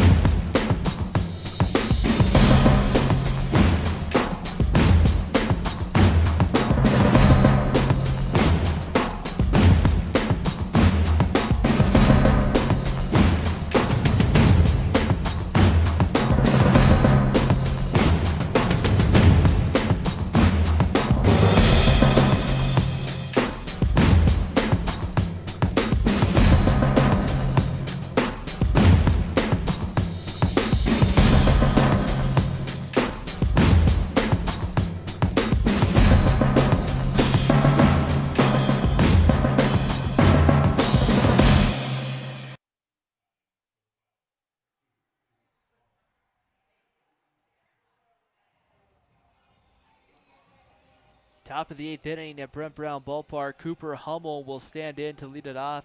Evan Fresquez will begin his 3rd inning of work here for Utah Valley as Hummel, Barr, and Hawken 4, 5, and 6 come up, and the first pitch is inside for a fastball, and it's a ball, 1 ball, and no strikes to count.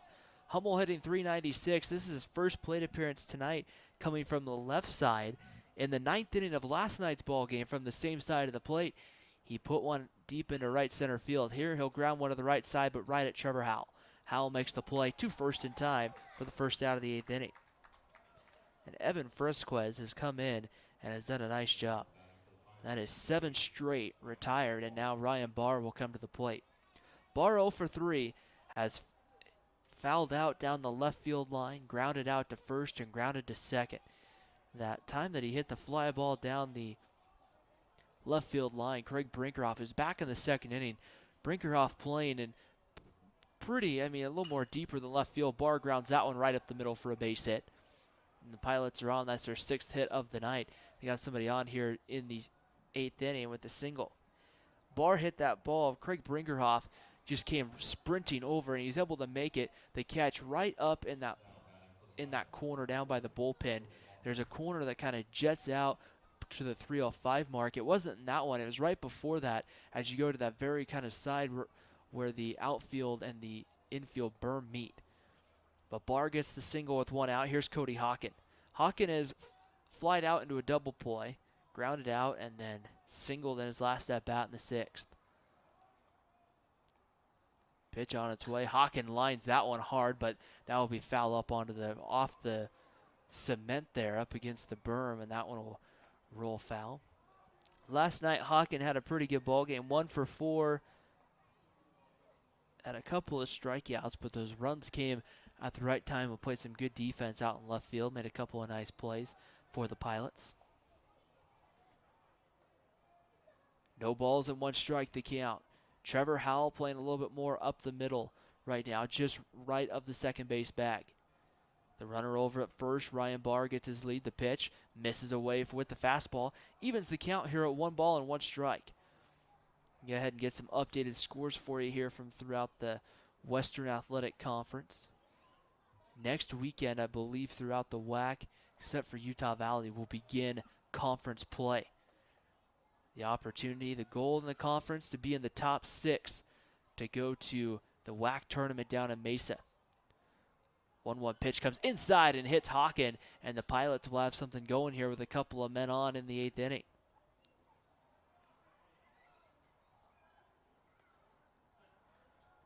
And now that's going to bring up number 7, Brian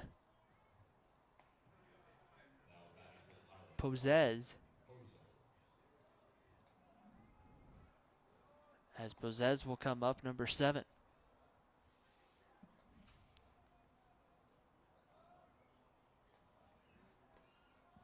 Sorry, I guess it's Brian Posez. And now we're going to have a visit out to the mound. Coach Eric Madsen will come out. We're going to have a pitching change, I believe, here as he makes his way out of the third base dugout. I think that might be the night coming to an end for Evan Fresquez. No official signal yet to the bullpen. But right now, we'll see still a lefty and a righty. That's Marco Briones is the lefty up. The right-hander, it's not Kyle Valgardson.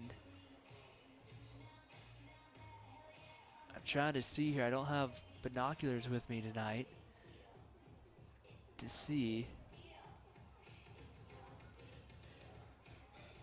And I can't tell who the right-hander is, but now they make the call to the bullpen. And we'll see who they want. They want the right-hander out of the bullpen. So what we'll do here, we'll step aside on WolverineGreen.com. We'll check the new pitcher, and we'll introduce you after the break. A pitching change here in the 8th, UVU 6, Portland 3. You're watching on WolverineGreen.com.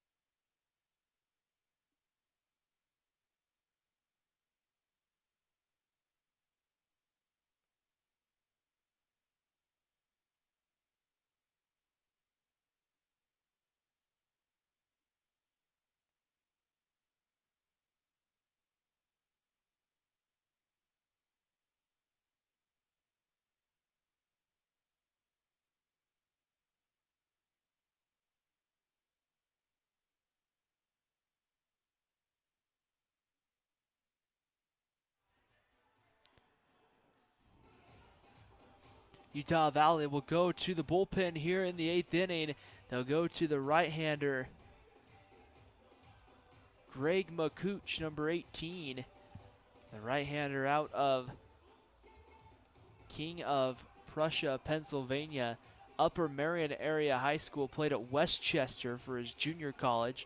The right-hander will come in out of the bullpen. On the year, he's 1-0, has thrown in 6 innings, gave up 11 hits, 6 runs, 5 of which have been earned, 2 walks, 3 strikeouts, 4 doubles, 1 triple, and a home run. Believe his last outing came the other night over at BYU against the Cougars. He came in to pitch, I want to say, in the 8th. I'm going to look that up just to make sure, because give me 1 second here.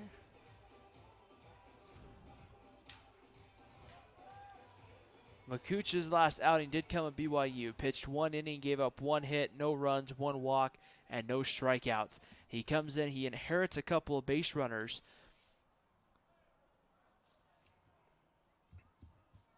Here to start this one off. And the first pitch on the way is in there for a called strike over the plate.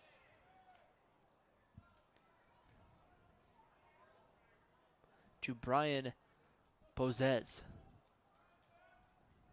Bozez 0 for 2 with a couple of ground outs tonight. Came in as a defensive replacement. The 0-1 pitch. And the delivery comes in, swung on and missed, and it's quickly 0-2. Believe that's Kyle Valgardson, number 19, getting loose now in the UVU bullpen, the closer. Sorry, number 15, Valgardson. Last 3 against Washington State last weekend. Getting loose right now for a save situation. No balls and 2 strikes. The count, ready to go. McCooch working from the stretch, delivers home. That pitch blocked in the dirt by Zach Willis. 1 ball and 2 strikes the count. Runners on at first and second. Ryan Barr, the runner at second. Cody Hawken at first. Plenty of speed on the base pass for both those guys with the tying run coming to the plate. Utah Valley trying to hold on to get their 8th win of the season.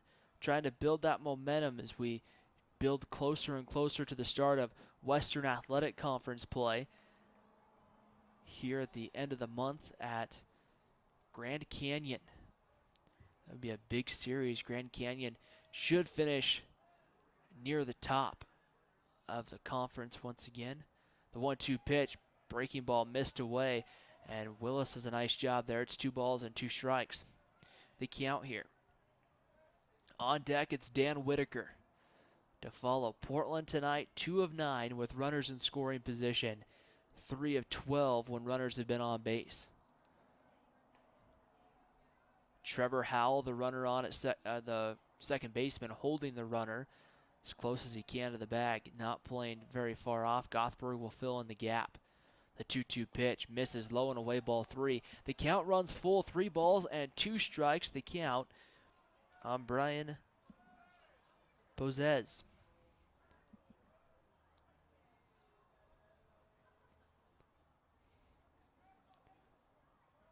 That's still going to be turnable, a double play up the middle. 3-2 pitch, fouled back, and we'll do another 3-2. I say it's going to be turnable because if the ball's hit to Grayson Bogdan, Trevor Howell's close enough to the bag. But if the ball's hit right to Trevor Howell, he could probably take it himself for the double play. The problem will lie is if for some reason the ball is hit into the hole, can Trevor Howell make up enough ground to get there? At that point, if it's hit in between that first and second baseman right there, you're not going to turn 2. 3-2 pitch on the way is fouled away, and we'll have another 3-2 pitch. Does a great job of staying alive. Game 3 of this 4-game series begins tomorrow night here at Brent Brown Ballpark, 6 p.m. first pitch. We'll close it up on Sunday with a noon first pitch.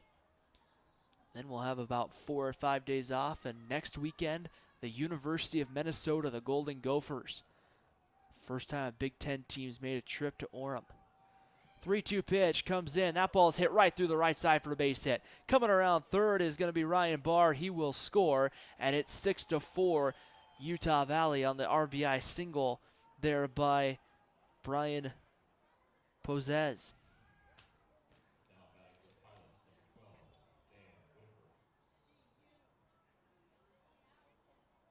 Getting down to third on that was Cody Hawken.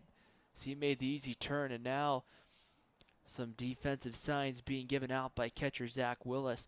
Dan Whitaker has come up. He has had 2 at-bats tonight, none of them official. He was walked back in the 5th, came around to score a run. Then he was hit by a pitch in the 6th. It's been a kind of a tough night here if you're Dan Whitaker. Still looking for that first official at-bat. Double play death pretty much up the middle.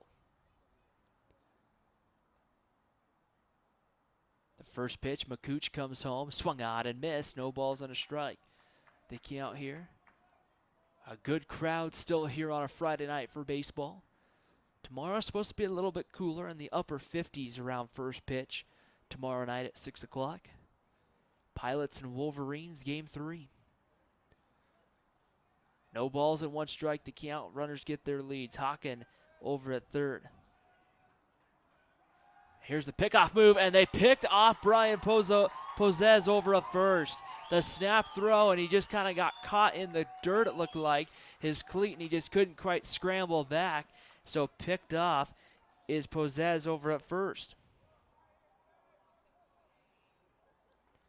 So 2 outs, and now Greg McCooch a chance to get Utah Valley out and back into the dugout in the bottom of the 8th inning. McCooch ready to go from the stretch, delivers that pitch, a breaking ball that missed, and the count moves now to 1 ball and 1 strike.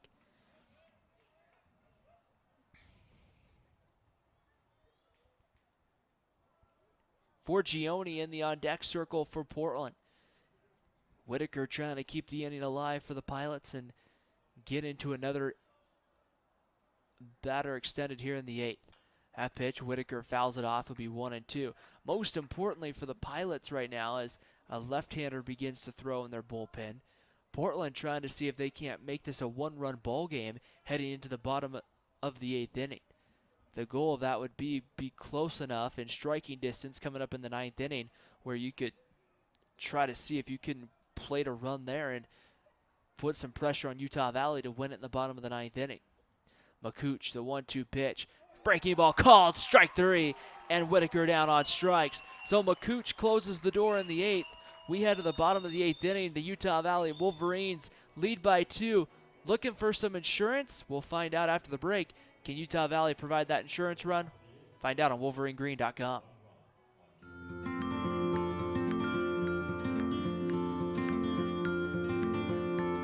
Looking to spend that birthday money, Tyler? I'm just not sure which one to get. Well, they are both pretty cool. But saving some of that money would be pretty cool too. Yep. When's the right age to teach your children how to save and spend money wisely? Right now, with the Be Money Smart program only at Utah Community Credit Union. Inspiring smart decisions. Nice. People talk about life after college, entering the real world. But this is engaged learning. I'm not just reading about it or watching someone else do it. I'm learning by doing. I'm at UVU. I'm in the real world every day.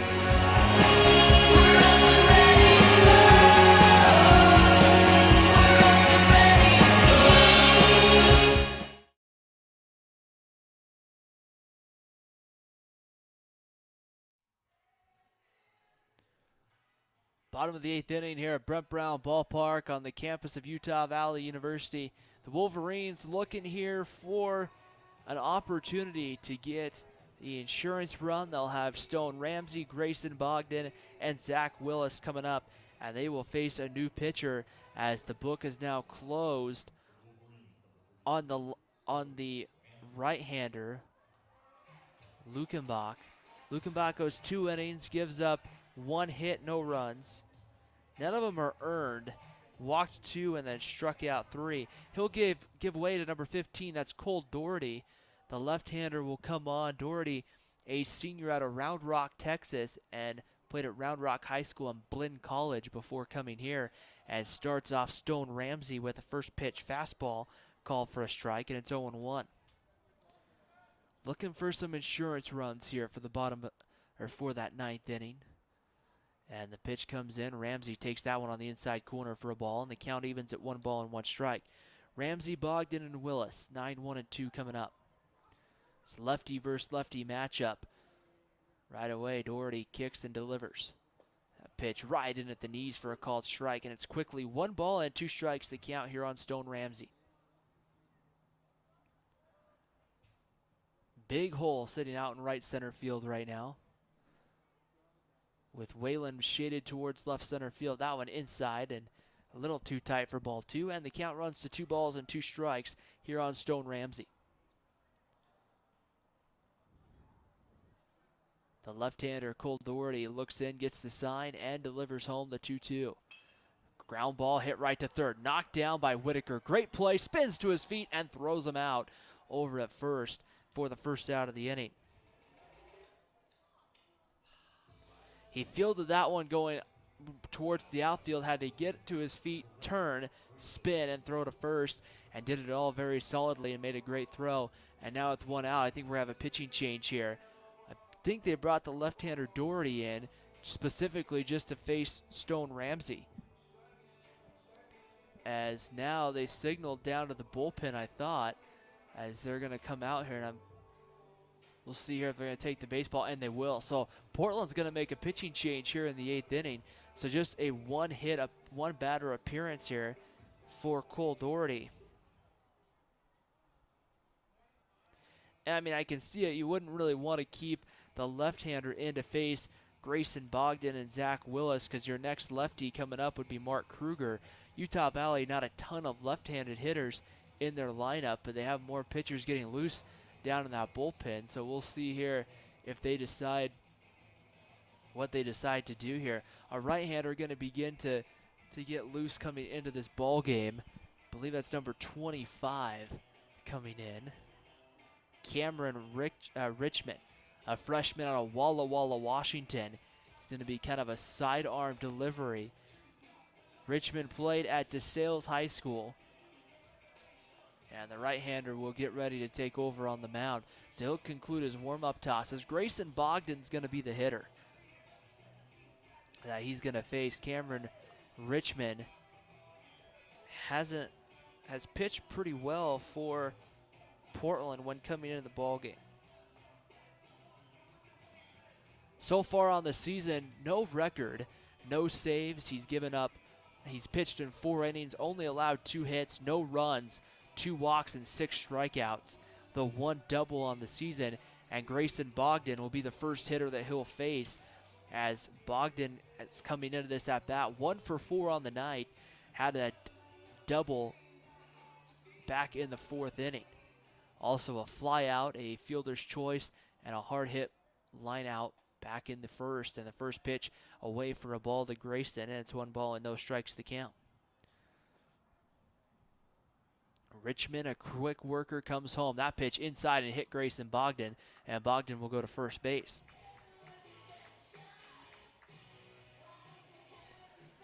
So Bogdan's found a way to get on base. He had an on-base percentage coming into the ball game of up over 400. So that tells you that he gets on base many different ways, not just by getting hits, but sometimes drawing the walk, sometimes being hit by a pitch. And here's Zach Willis. Willis is 0 for 4 tonight. Might be in fact the only. There's a couple of Wolverines without a hit tonight.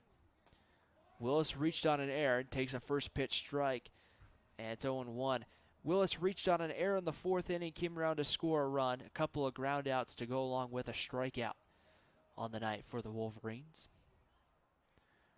Richmond from the stretch comes home, and Willis swings through it, and it's quickly no balls and 2 strikes to count. Some pitchers down sitting in the Portland bullpen, but none currently throwing. Quiet as well in the UVU bullpen. Portland in the bottom of the 9th will have Forgione, Jeffrey, Lee, and Kevin Wade. So Michael Forgione, Jeffrey Lee, and Kevin Wade, 9-1-2 coming up, as Willis had fouled that pitch away. We'll see if it will be McCooch or Valgardson. That one high with the fastball. It's 1-2. Quickly popping up like he was going to fire down to first was Cooper Hummel. Grayson Bogdan on the season 4 for 5 in stolen base opportunities. But typically you're going to try to, we'll see here if Grayson's going big hole on that right side.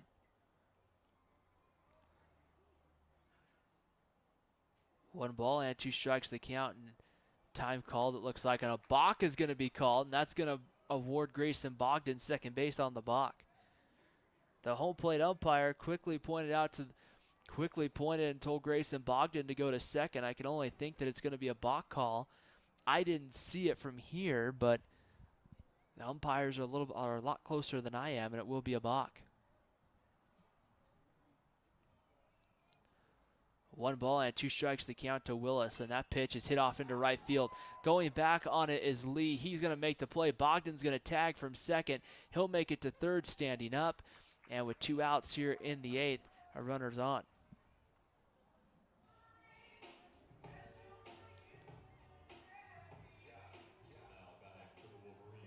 So with 2 outs, Grayson Bogdan heads to third base, as with 2 down, Mark Kruger will come to the plate.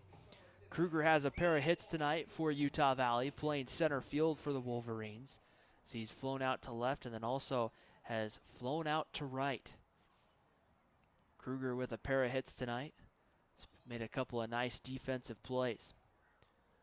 First pitch, that one's blocked in the dirt by Hummel. 1 ball and no strikes to count. The center fielder for Portland right now, Caleb Whalen, playing deep into the right center field gap. Once again, they've been playing Mark Kruger to pull all night long. In his last at-bat, he laid a bunt down the third baseline. Here's the pitch. That one's going to be swung on, grounded to short. Forgione is there, makes the throw over to first in time, and the 8th inning comes to an end. But Utah Valley doesn't able to score here in the 8th. We head to the 9th inning. The Portland Pilots need 2. We'll see if the Pilots can tie it after the break. Utah Valley looking for their first home win of the season, looking to try to close it out in the 9th. We'll find out here on WolverineGreen.com.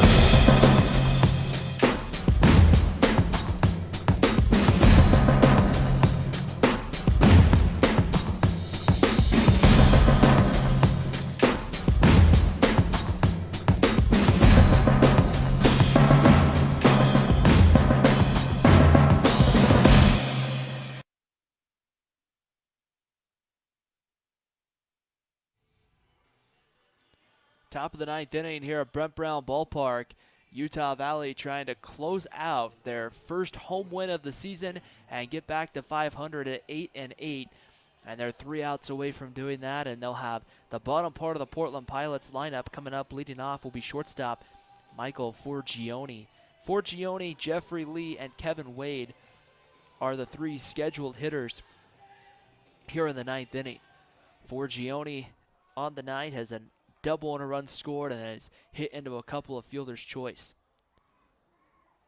The wind in the delivery, breaking ball sits right on the outside corner for a called strike.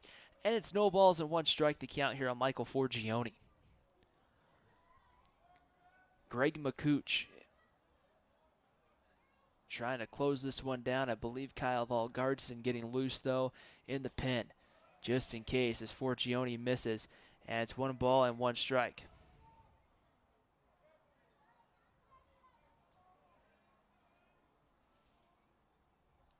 Count even at 1-1.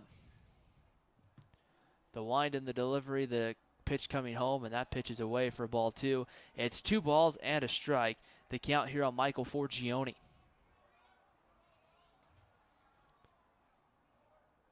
Forgione even stance in the batter's box. McCooch kicks and delivers this pitch, and right back to the pitcher. McCooch has it, takes a few steps, underhand toss to Gothberg for the first out of the ninth inning. So with 1 down, top of the lineup will come up for the Portland Pilots, and Jeffrey Lee, the right fielder, will stand in. Lee had a fly out to center field, out to Mark Kruger in the first, a walk, a 2-run single in the 5th, and a strikeout in his last at bat in the 7th. 1 for 3 tonight with a run scored. Breaking ball over for a called strike, and it's 0-1. A good breaking ball by McCooch. A good crowd staying late into tonight. Remember, 6 p.m. first pitch tomorrow night. The 0-1 pitch. Swung on and missed. Strike 2. Jeffrey Lee, I think, was trying to hold up on that swing, but he got all of his momentum going forward that he couldn't.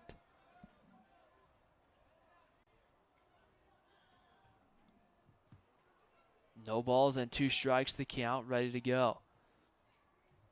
The kick and the delivery on its way. That one blocked in the dirt. A good job by Zach Willis keeping that one in front of him, and it's 1-2. Although in that situation with nobody on base, if that one does get behind Zach Willis, there wouldn't really have been any effect in that situation. But nonetheless, good to get in the habit of blocking him anytime they're in the dirt.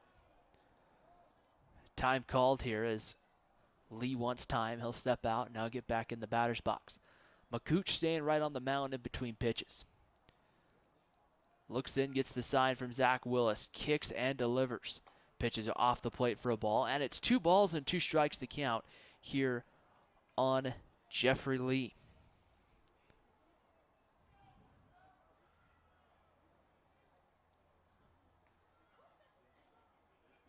Lee stands in, gets ready. McCooch winds, delivers. Pitch misses low. Lee able to avoids chasing that pitch out of the zone. The count runs full. 3 balls and 2 strikes to count here on Jeffrey Lee. On deck, it's Kevin Wade, number 32 for Portland. Count runs full. McCooch ready to go. Kicks and delivers. That one misses low and away, ball 4, and the tying run going to come to the plate here for for Portland, as with 1 down, it's going to bring up Kevin Wade.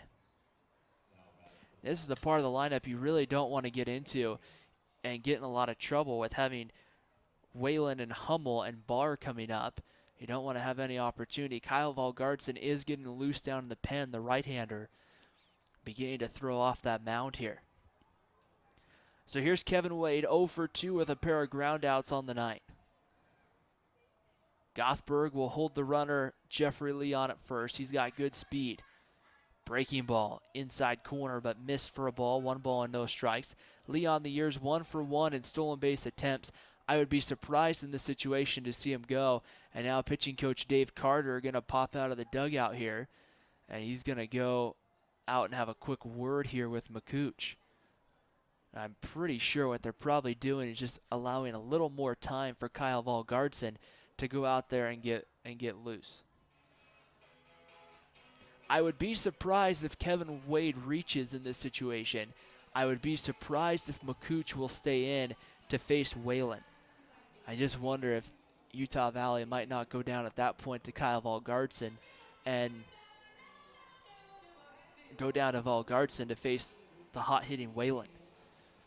Dave Carter will break up his conference on the mound before Pancho Flores heads out there. And now Dave Carter will get back to the dugout. That bought Valgardson a few more pitches anyway. The Portland bullpen is quiet, so if the Pilots do find a way to tie it and send this to the bottom of the ninth, I'm assuming they'll probably stick with their current pitcher out there. The 1-0 pitch, breaking ball in at the knees for a called strike, and it's 1-1. McCooch working from the stretch, just trying to find a way. He would love a ground ball hit right at somebody right here. 1 strike the count. McCooch ready to go from the stretch. Peers in, gets the sign, delivers, swung on, fouled hard, and foul. Be 1-2.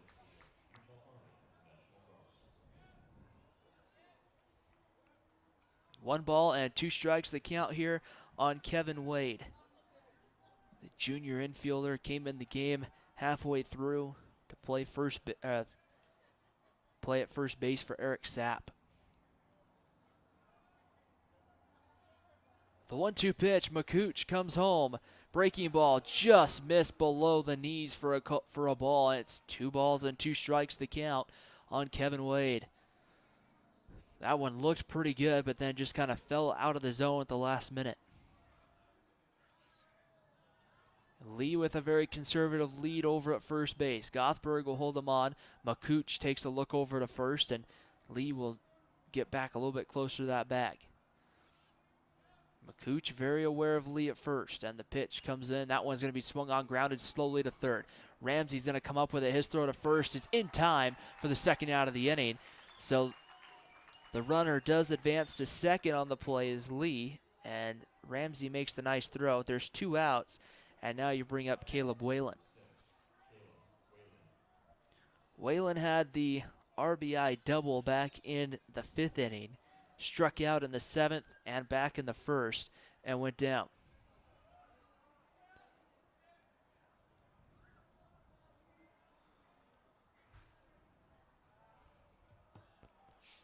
Ready to go here, McCooch ready to go. Delivers that pitch, misses for a ball, and it's 1 ball and no strikes the count on Caleb Whalen.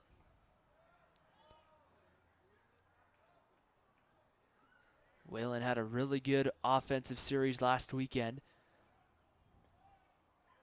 Lefty and a righty going. Cooper Hummel in the on-deck circle for Portland. Right now, Whalen represents the tying run. Hummel over at first would represent the leading run. That pitch missed, ball 2, and it's 2 balls and no strikes to count. First base is open, but you don't really want to run the risk of putting the tying run on the base pass and putting the leading run over at first. Sorry, put the tying run on at first, and the leading run would come to the plate at that point. The lefty and the righty coming in the bullpen, I would imagine, could be an idea of whether or not they want to pitch have Hummel hit from the right side or the left. That pitch right on the outside corner, but missed, ball 3. And the count runs 3 balls and no strikes here on Caleb Whalen. Brinkerhoff in left, playing pretty deep, playing about 3 steps off the left field warning track. Kruger in center, playing just shaded over to the right field. Ready to go, the 3-0 pitch, high ball 4, and Whalen is aboard. A couple of walks here by McCooch. Dave Carter is going to start walking down towards the bullpen, and I think we'll have a quick visit on the mound here by Zach Willis, but I think he just went down to figure out, okay, who's, just to kind of get a status update of when people might be ready. Cooper Hummel is the scheduled hitter, and Eric Madsen comes out of the dugout, and he wants a pitching change. I would imagine here it's going to be a pitching change to kind of see, and it will be a pitching change. We'll see whether it's going to be the lefty or the righty coming in. Does not look like it's Valgardson. It looks like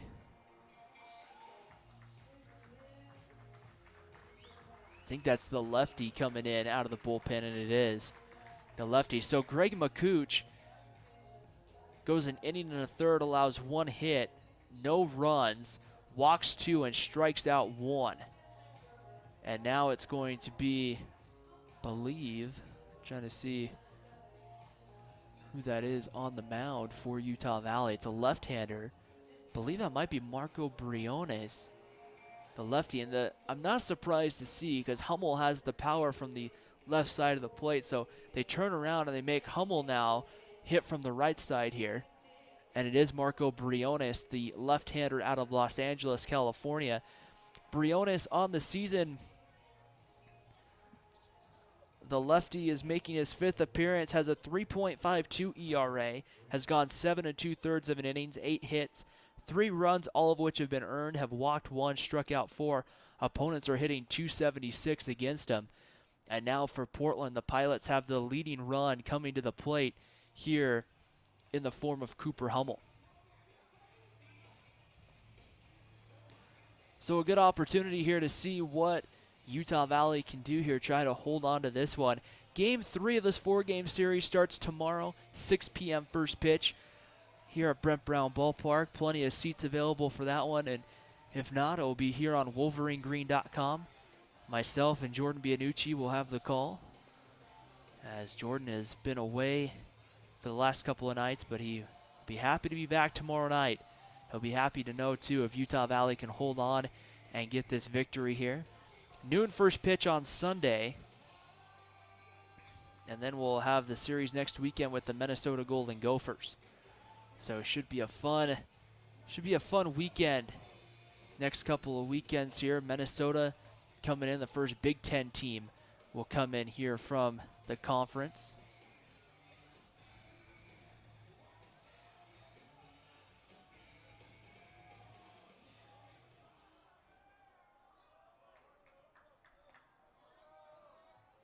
So right now, here we go, as Cooper Hummel will stand in from the right side of the plate. Hummel hitting .389, first pitch in there for a called strike, and it's no balls and 1 strike to count from Marco Briones. A save situation here for Briones, looking to try to see if he can't close the door here on Hummel. Hummel, a pair of flyouts, has a single and a ground out. The single to left center, his lone hit tonight back in the 2nd inning. 0-1 pitch on its way, swung on and fouled away, and the count will move to no balls and 2 strikes here on Hummel. The final strike here, the Portland Pilots are down 2.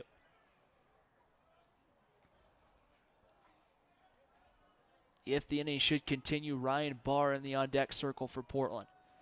Running on at second base is Jeffrey Lee. Caleb Whalen over at first. Plenty of speed on a ball in the gap, could score Whalen from first. The 0-2 pitch on its way home, just missed for a ball, and it's 1 ball and 2 strikes the count here on Cooper Hummel. Hummel will take a look down to the third base coach's box. Grayson Bogdan playing almost directly right behind the runner, up the middle in the hole. Big hole on the left side for Hummel. Kruger shaded towards right center field, swung on, fouled away, and we'll redo the 1-2. Kruger shaded out towards right center. Brinkerhoff in left, playing maybe 7 steps behind, not very far off the warning track, trying to make sure they can cut off any ball in the gap. The thing is, out there in deep left center field, there's a lot of green. So if Hummel hits one out there, that's going to score Whalen from first with ease. 1 ball and 2 strikes the count. Briones checks the runner at first, nobody being held on. The 1-2 pitch, Hummel kind of pops it up. Bogdan is there, and that's the ball game. Grayson Bogdan will make the play, and the Utah Valley Wolverines have defeated the Portland Pilots tonight by a final score of 6-4. Utah Valley uses once again, they return the favor after Portland used a 7-run second last night. Utah Valley uses a 5-run 4th inning here to take the win 6-4. We're going to take a break. When we come back, we'll wrap this one up with post-game, and we'll have the final numbers for you here on WolverineGreen.com. Utah Valley 6, Portland 4, tonight here on WolverineGreen.com.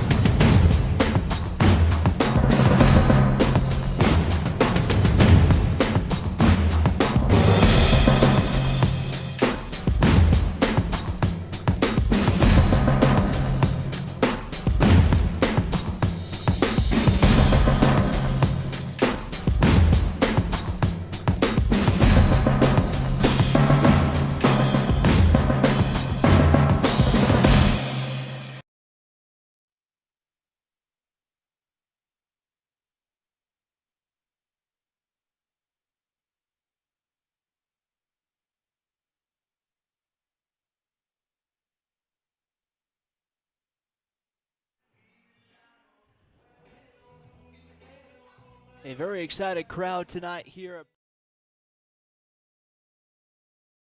by a final of 6-4 here tonight. A great opportunity here for Utah Valley to kind of get on the positive side of one after the game last night, in which so quickly and so early on went to the way of the Portland Pilots. Tonight, a little bit different story.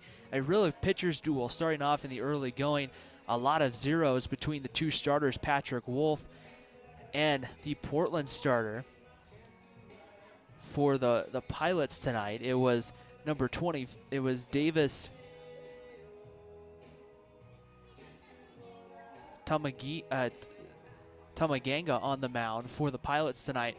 And it really was one of those situations where these two just went back and forth at each other for the entire course of the first about 3 or 4 innings.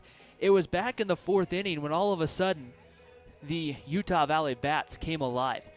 Spencer Gothberg had a double to right center field. They were able to get Paul Estrada an RBI single. Ryan Edmondson found a way to have an RBI ground out. Trevor Howell doubled down the right field line. That brought home an RBI. Stone Ramsey reached on a fielding error. Trevor Howell came around to score. And Utah Valley had a 5-0 lead at the end of 4. Portland, though, came right back in the 5th. They scored 3 more of their own. Once again, not a lot of power in this one, but a lot of hits just being strung together.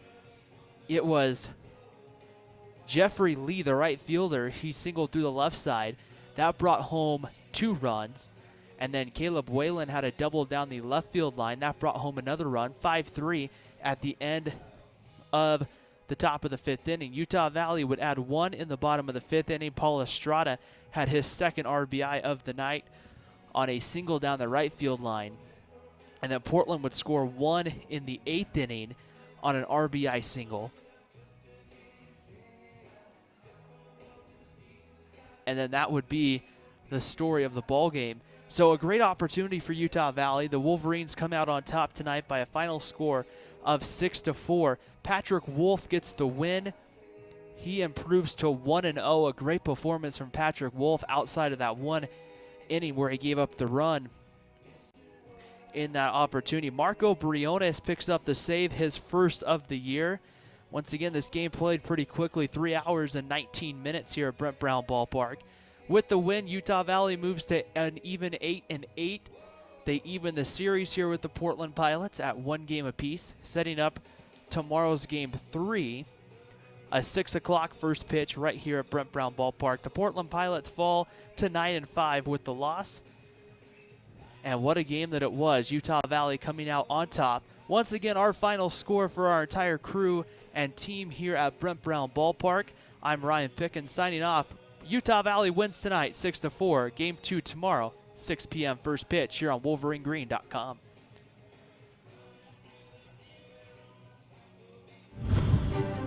This copyrighted telecast of the Western Athletic Conference may not be retransmitted, reproduced, or rebroadcast without the express written consent of the WAC Digital Network.